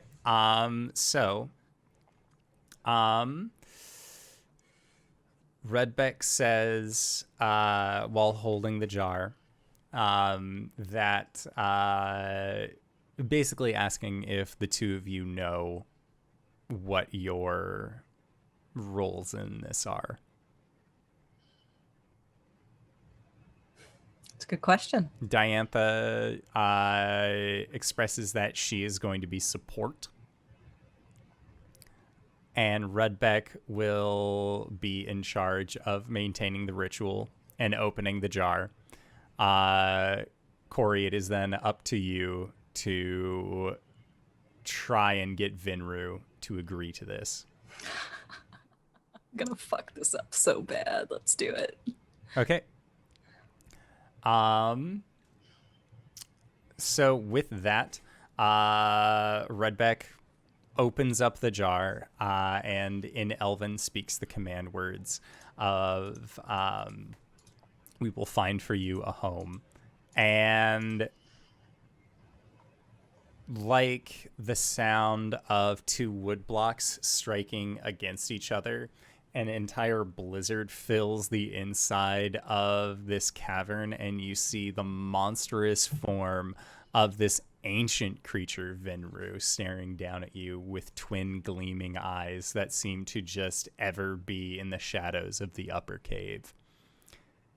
And they snarl towards you, and you see them bear down and get close, their large muzzle right in front of yours. And as they look like they're about to just immediately go and attack you, Rudbeck says to hold in Elven, and you see that Vinru does not want to, but they are holding, as is the nature of the jar.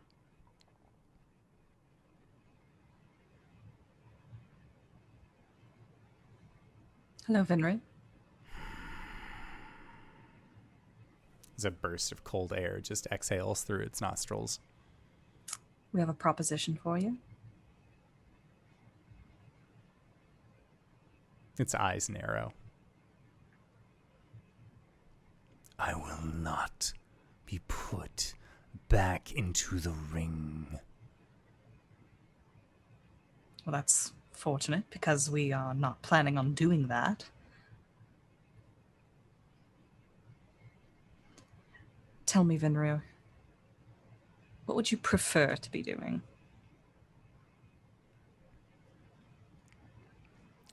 And Vinru gets that cat-like smile and sits upright. And you see their tail sort of like flicking back and forth behind them. And it says, "You know exactly what I want to be doing at this moment, small Caelum. You halted me from doing it.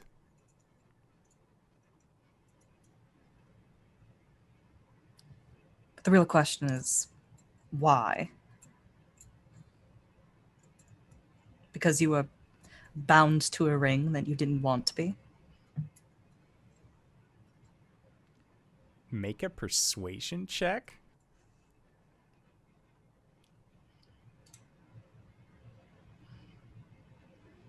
It's a 26, baby. Okay. A 26. So Vinru says, "You cannot tame my power. You cannot bind it. I must be free." And freedom you shall have.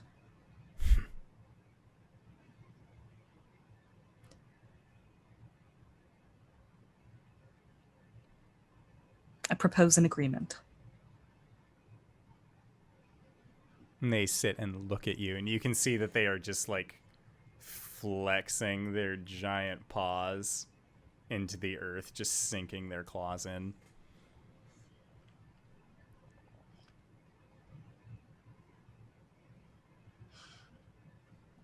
Relinquish the mantle of winter, and you can go free. And it looks down towards you. And Cori, looks at Cori the is other holding a two. kitten. And looks at the other two.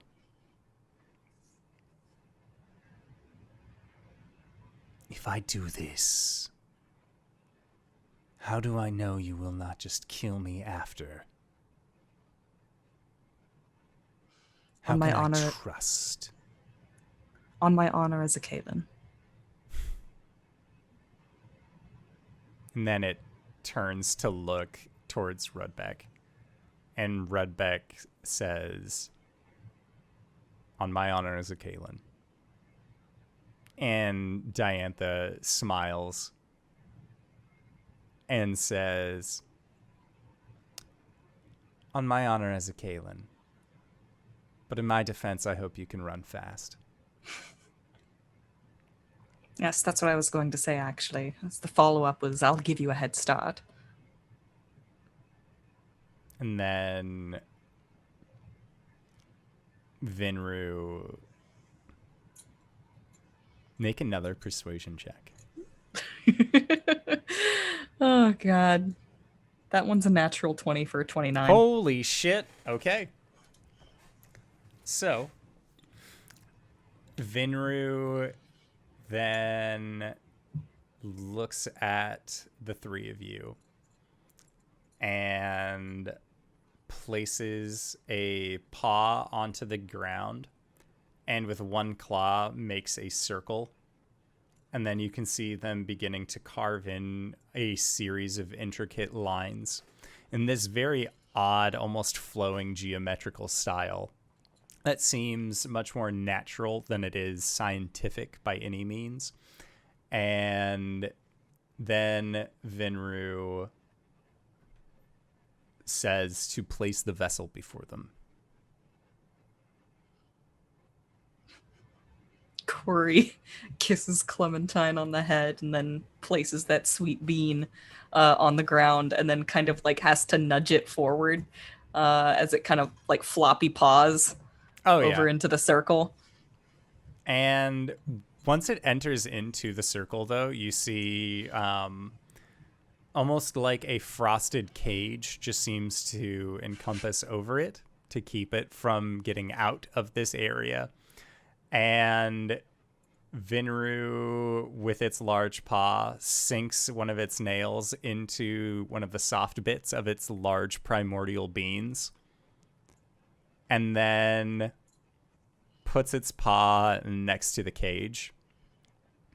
And you see Snowy Clementine makes its way to the edge of the cave, sniffs Vinru's paw, and just starts lapping at the blood that's coming from it. And all of that ancient frozen power that Vinru harnessed in their shaking pelt seems to fade. And they seem to almost get dull to look at, whereas before they were once and vibrant. And as the small kitten in this cage continues to lap up this ancient primordial power, you see that it gets a frosty sheen along its coat. And its small little help me eyes begin to glow with that kind of icy blue color as well. And Vinru will eventually bring their paw back. And we'll look at the three of you and say, your time is up, but our contract still stands.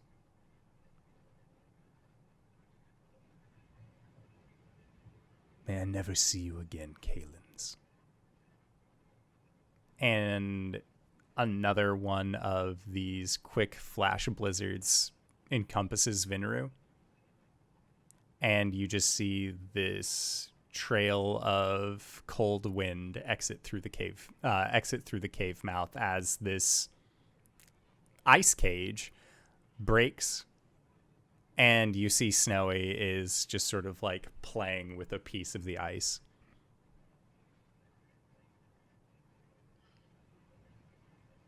Well, that went better than expected.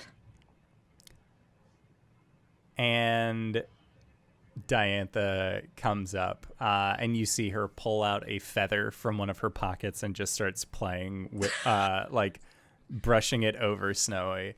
And she says, yeah, with the three of us here, he would have been a little bit of a pushover. Trick was to not have him in his environment, and that's thinking ahead.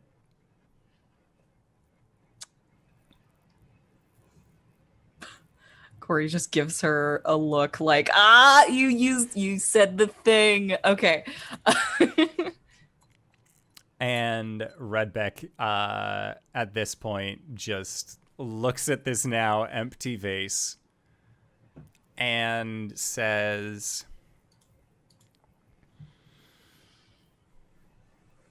I don't think it wise to put this small creature inside of the ring. But we cannot let others know that the ring is empty. I think the plan with Scorchbane should still stand. Are you telling me that you're going to put Scorchbane in charge of guarding an empty ring? He nods. It's devious. I love it. As We're going to do it. But if he ever finds out, if he ever finds out the creature within the ring was simply far too crafty and cheated their way out or something, Scorchbane is rather easy to talk to. You just have to know that it's never Scorchbane's fault. I see. All right. Okay, we're doing this. The wheel stays balanced. We don't bind a winter fae into a ring to fester and become angry. No, instead we bind a winter fae into something small and fluffy like you. Yes, kitty. And Diantha is like, just like moving Snowy's front two paws. She's just holding him up, Long Cat. Amazing. All right. Okay. Back on the material plane.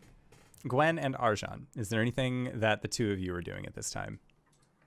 I guess making Goliath Team 6. Okay. Black Team 6. Also, I want to contact Philip. Okay. It's one of the first things that Gwen wants to do when she gets back. And try to find, not Petro, Parnell, Peter. Okay. Watching too much WandaVision. Yeah, so, getting in touch with Philip isn't that difficult of a thing. There are company channels that you can go through to make that pretty easy. Mm-hmm. He also lets you know that he recently just acquired a new building with the rest of the other recent hirees from Tyrant Security. They don't have a name for it yet. They're thinking about turning it into an inn of sorts. I mean, that's typically where adventures start, right? Is inns. So it makes sense that they would want to have something along those lines. Philip is also very... he knew that there were going to be a lot of old people in this town, but he did not expect there to be that many old people. Because that is, again, the town where you guys had fought a ghost quite a while ago. But Philip if he says, or he says anyways, that if he knows that you're going to be in town for a while, he would be more than willing to at least start the trip up. It will take him roughly around a month and a half of travel to get from Silk Creek, as it is just him and Todd. Nah, babe, I'll just pick you up. Don't worry. Just give me like 8 hours. Well, give me 4 hours to get there, and then we have to let it recharge.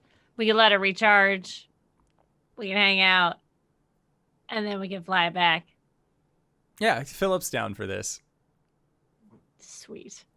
Rob, if Philip is not, please, for the love of God, let me know. I think he's fine. Let's see. The thing in Shroudport, was that handled? No, No, you just wanted to go and check on Fang, I think was the only thing that you had been making mention of Shroudport. Right. I feel like there's stuff happening in Shroudport. What? No. It's only been months. What's the nearest waypoint we have to that? The nearest waystone to, or not nearest waystone, the nearest teleportation circle that you would have, I believe, is actually Silk Creek. That's where we can pop the house? Yeah. And then how far is it down? Silk Creek is roughly around I believe it was originally a 6-day journey. 5 to 6 days.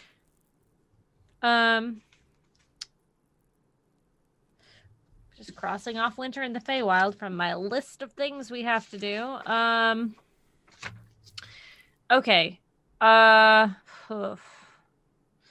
I guess Gwen would approach Arjhan one day, probably about a week into our downtime. And just, hey, so, do you think we should go check on Shroudport?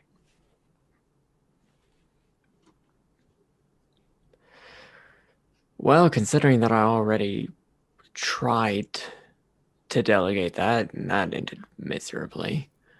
Hey, Philip was new.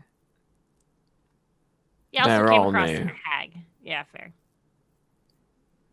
Yes, I do believe we should check out Shroudport. Do you think that's something that you and I need to do, or you and Goliath Team 6?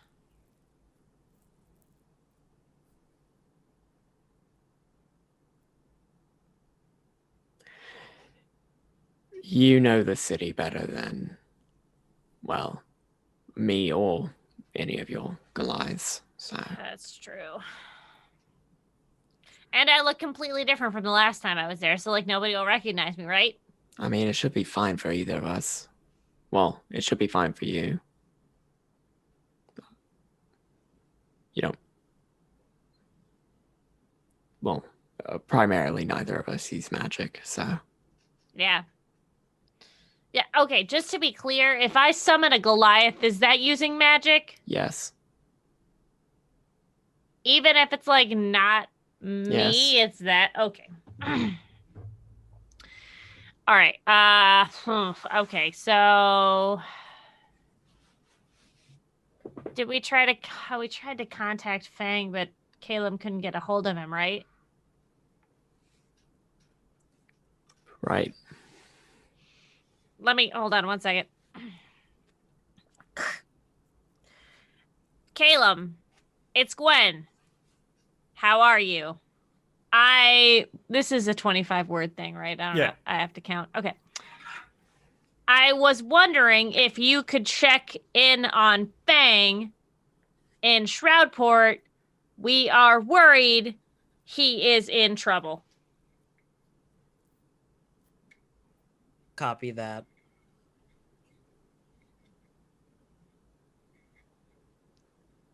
He didn't answer my question. I asked how he was doing it, and he just said, copy that. Does nobody know how to write a fucking letter? How many miles away from Shroudport would you say Caelum is right now?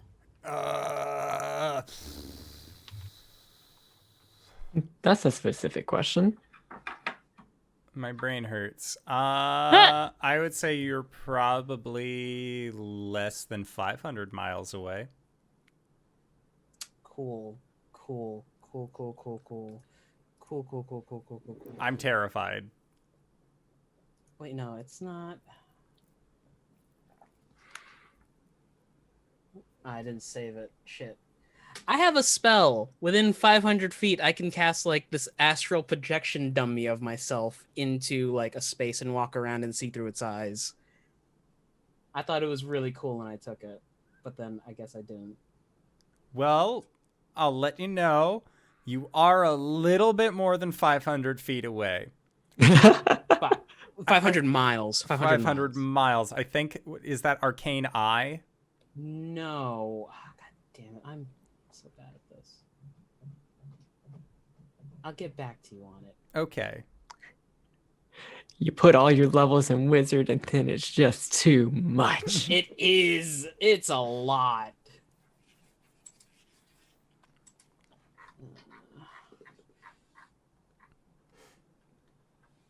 All right. So, I'm getting there. Don't worry about it. Caelum, at this point, you would still be on the ship with Oliviette. Yeah. Okay. Just wanted to establish that as well. So bullet points for Gwen. Go get Philip to hang out for a while. And then check in on Shroudport and find Peter / Parnell. Yes. Okay. An interesting way to pronounce kill. Yeah. I have to give him a letter. So maybe. Yeah, so once you get to Silt Creek after shooting this message to Caelum, make an investigation check. I will help. Thanks. Or I 'Cause could. I have a -1. I have a +0. Do you want me to do it instead? I could do it at advantage. Okay. Let's go, champ. Project image. Ooh. Thanks. I rolled a 19, so 18. Okay. Yeah, so with an 18, you start asking questions about Peter.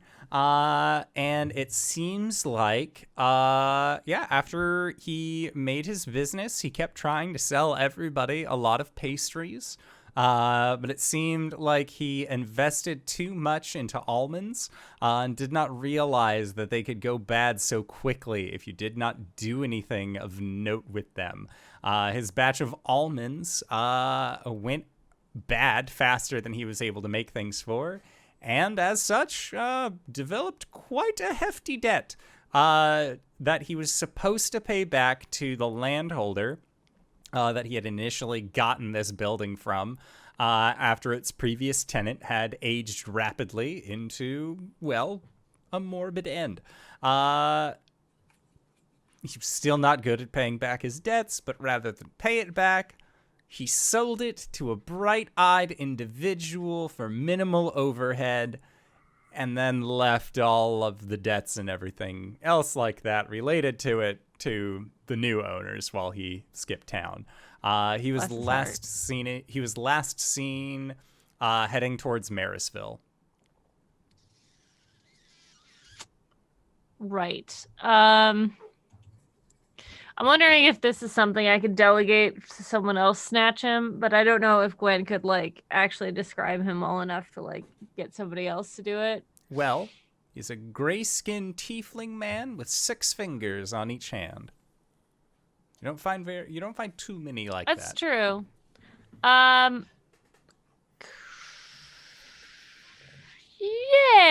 she'll send one of the Goliaths. One of the more intelligent Goliaths who could deceive him, to let him know that his old pal Gwen has come into some power in the Goliath tribe and wishes to host him for a celebratory weekend. Okay, and are you sending one of the Goliaths from the tribe to do that, or are you letting them go through your magic house out Silk Creek and then do that? Definitely taking them to Silk Creek and dropping them off. Because, Gotcha. boy, that's a long trip. Yes. If we can fast travel, we're fast traveling. Oh, yeah. No, it's easier that way, all things considered. So yes, you are able to send a Goliath out on this journey, and they will do their best to complete the journey for you. Arjhan, make a persuasion or intimidation check, depending on how best you wanted to train Goliath Team 6. Forceful presence. Okay. 19. 19? How did you train them? It was pretty well, but you only got to train them for about a week. Just montage of like stealth training, like needing to like grab like go around, grab like flags off of like people's belts without like being heard. Okay. Which is apparently like actual stealth training. I can see that. Yeah. I don't know. This is not something new for him, because I'm sure he's had to train other blood hunters at some point. But yeah, it's just very military style training very quickly. Okay. Sounds good. So yeah, you train them to the best of your ability, and then they can pretty much teach themselves after a certain point. You gave them the very basics. If you want to ever go back and teach them more skills, that sort of thing, you're more than welcome to. They were very receptive to their dragon teacher. So you are now in Silk Creek. That was the plan. Gwen, you are able to approach Philip as he rides up towards you on the back of Todd, his noble and faithful steed. And when he arrives, a very loud, very heartfelt Guinevere! All right, we talked about this. It's just Gwen. Right. But it's good to see you. And he looks like he was going to run up and like a full hug. And then you're like, we have to be professional. He's like, oh, yes. How do you do? And he just like gives you a very large bow. I'm just thinking about Rob now. Yes. I do well, sir. Yes. I'm very proud of what you have set up here and your ambitions moving forward. Sorry, are we going down to Shroudport? Is that what we're doing right now? I don't know. Is that what the plan was? You wanted to pick Philip up and then take him back to the tribe, and then after that you're like, all right, then we'll go to Shroudport. So this is just the initial pickup for the boy. Yeah. So Gwen just does a all right, to whom it may concern, the Goliath that she is, what she names them. She says their name, and gives them their mission and reiterates what they're supposed to do, going to find Peter, and sends them on their way. And then to Philip, would you care to join me in my new abode? And I think Philip will like look at the house and then just have like one of those like not from you, but just from his memories of being in the house with the hag for a while. It's all right, we've redecorated. Oh, good. And he says on one condition, and that's you regale him with all of your finest tales. Absolutely. But first, I have to show you my boss-ass bedroom. and he says, "Oh, does it look different than the last time I saw it?" And then you just like drag him off. Like there's very much like, "Why do you want to show me your bedroom so badly?" And then like door shuts. Todd is just left in the living room. Next to the woods. Arjhan yeah. is just in the kitchen with a bathrobe and like pajama pants, just like sipping coffee and looking across the counter at this goat that's in the living room. Ah! Eats a doily. Slowly pulling the tablecloth into its mouth. The flour and the cup fall. Just picks up his coffee. I love it. So yeah, once it resets, we'll go back to the tribe. Okay. So I will introduce him as friend. they know Philip. They remember seeing him.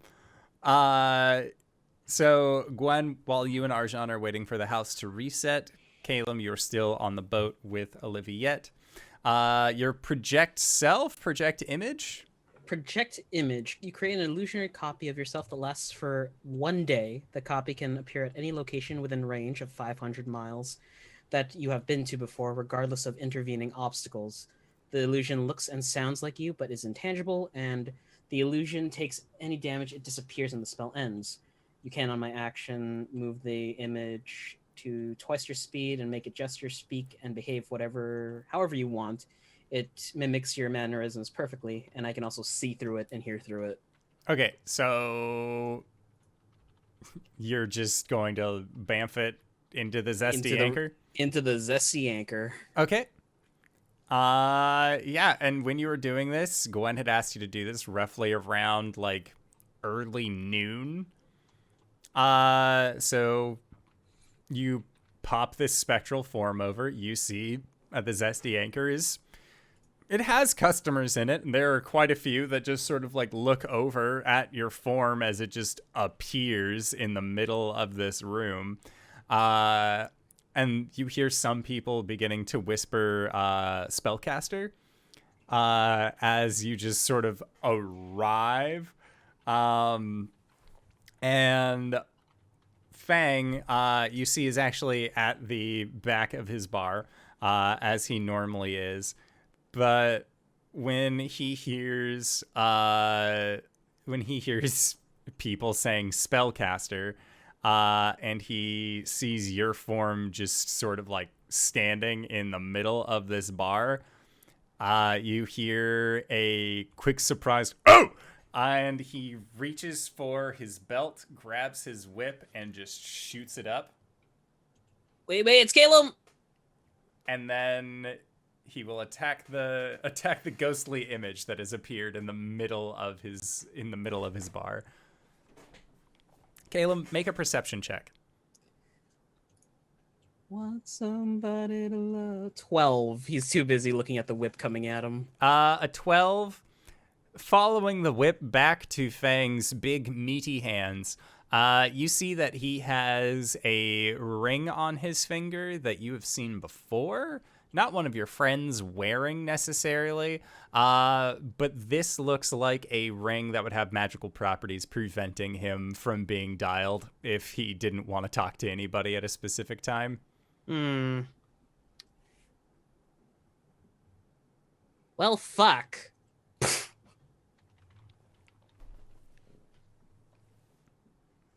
Huh. Sending Gwen back. I'm fine, by the way. Looks like Fang has some magic on him that prevents us from communicating. He looks fine as well.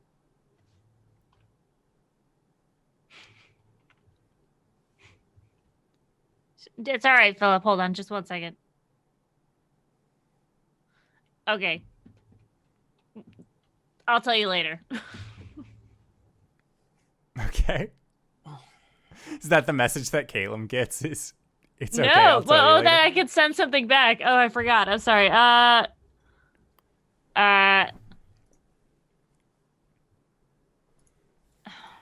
can't ask a question. Okay. Glad you're good. let me know later if everyone looked safe and should we investigate further. Don't contact me for the rest of the day. Philip's here. Bye. Gross. Okay. So, Caelum, and then- you received that message? One more sending out to Kendek. I have some plans. If you're willing to work with me, it's going to be big. I'll need your skill. JBob88, thank you for the 2 gifted subs. Cheeky! For the gift sub. Thank you. Thank you. Kendek responds, I didn't know you were back. Yes, I can help. How large are we talking? Could we say in these like interim moments when he's navigating, he's also drawing up the plans? Oh, yeah, for sure. And he's gonna tap it to his Tyrant Security coin to send it to Kendek. Okay. Yeah. Kendek will receive the plans. No worries. Yeah. Oh, he is more than willing to help you build a thing. Yeah, I'd say with the rest of his sending as well, he would also say, let Gwen know her project is finished.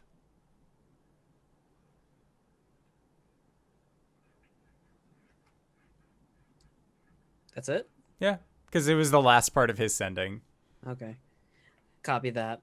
Oh, wait, no. I sent him, so Yep. then he sent me. Yeah. Okay. So then back in the Feywild, Cori, you have just gotten done putting all of this infinite worldly power into an itty bitty kitty. And now that you have it in Snowy Clementine's small body, and Redbeck is going off not just with the urn, but also the now emptied ring of winter. That leaves you, you two specifically, you and Diantha, to deal with Snowy. And Diantha looks towards you, and then looks back towards the cat as she's just like kind of giving it like the little like side cheek rubs, and she says, "So, what'd you end up naming this thing?" Snowy Clementine, the gentle herald of winter. They sound terrifying, aren't you? Aren't you just a little ow? Like they get like clearly they got the cat riled up and are playing a little bit too hard now. Beware their wrath. And Diantha sort of chuckles to herself and scoops up Snowy, and sort of like tucks them in to the side of the bolero, to hold them close to her. And she says, "There's someone I want Snowy to meet. Call it a hunch." You're not going to explain yourself, are you? Nope. And at that, she walks past you and begins making her way back to the Spring Isle. And as you follow her, you see that she is making a beeline path to the hospital where Cypress is. Okay. And as you follow her, she walks past the orderlies and the other medical magical staff and makes her way to Cypress's door.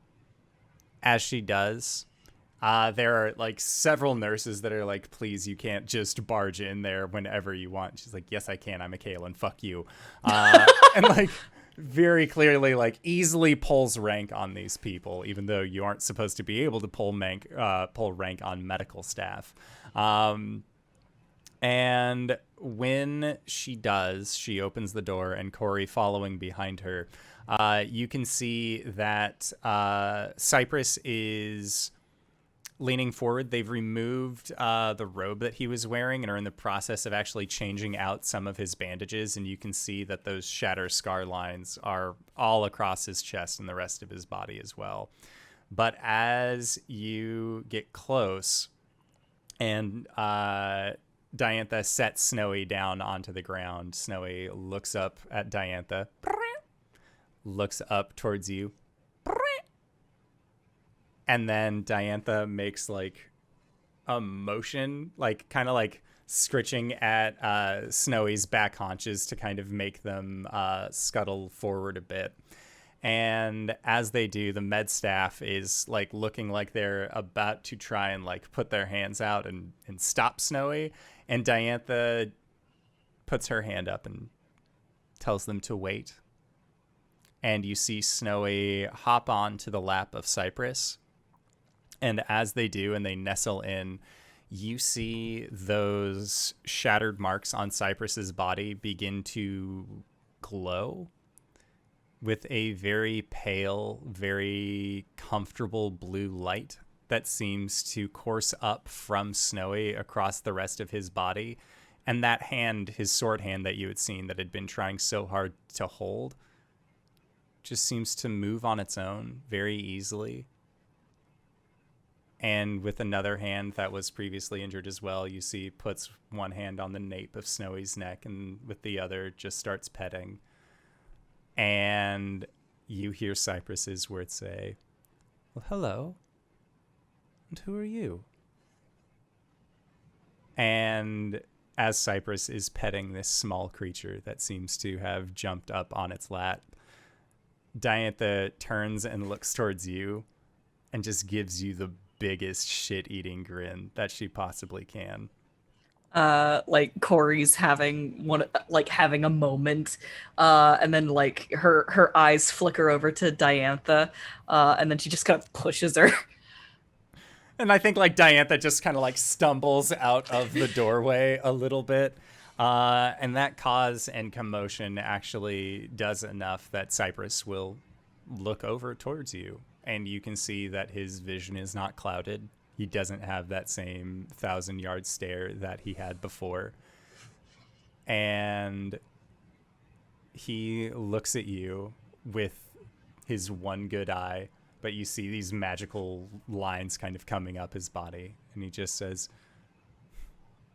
"I was wondering how long it'd take until I could see you again."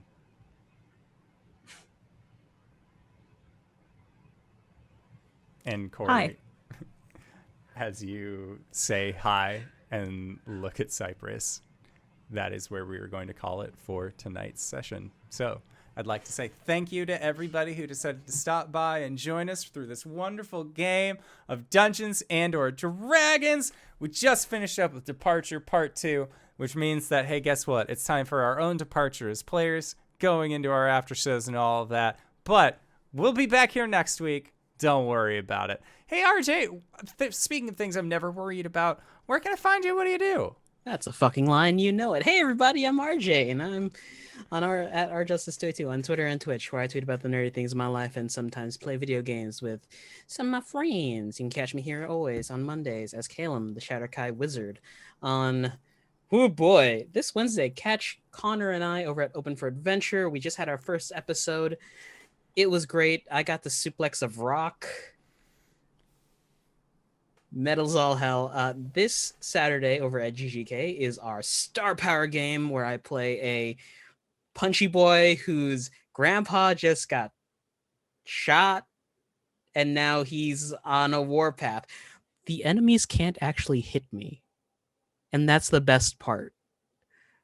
So I'm going to T1000 up to one of them, and it's just going to be great.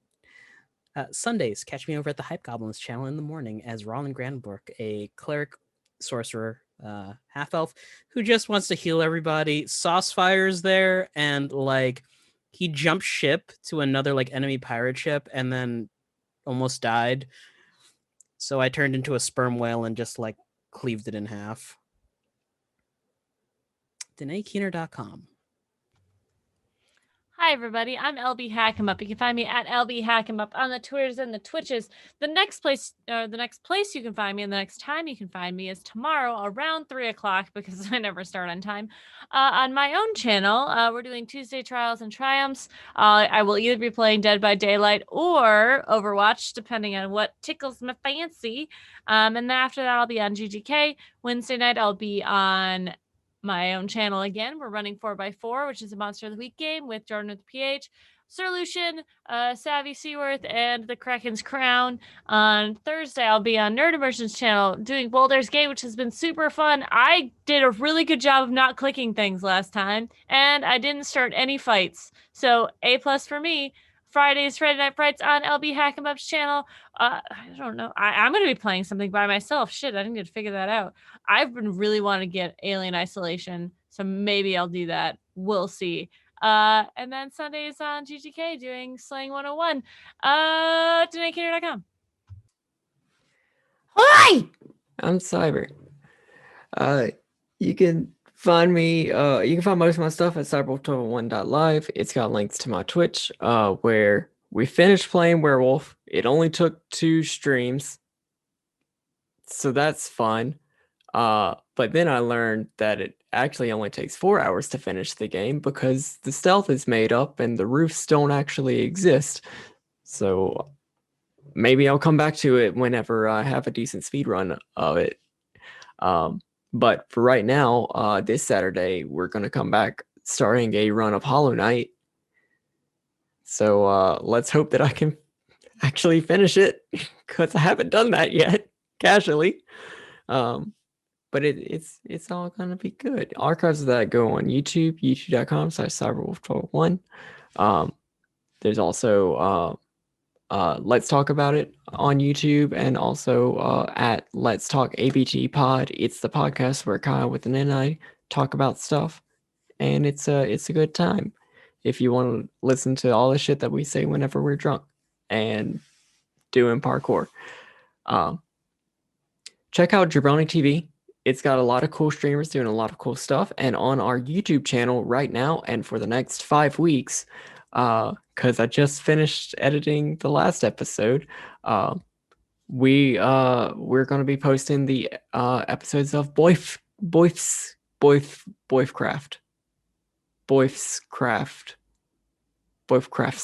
I don't know. It's the story of 2 boyfriends building a house together in Minecraft, and it's good. Go check it out and consider subscribing and liking and commenting, but mostly subscribing so that we can actually tell you the link to the YouTube, because it's not youtube.com/JabroniTV right now. But also just check out the episodes because I had a lot of fun editing them and I think they're very good, and I'm not biased. But for the RPG stuff that I'm doing right now, you can clearly find me here on Mondays. You can no longer find me here on Thursdays, but you can check out our big old VODs of the game that I ran for Tower Security, featuring a special NPC cameo from the 4 Keats last episode. So that was fun.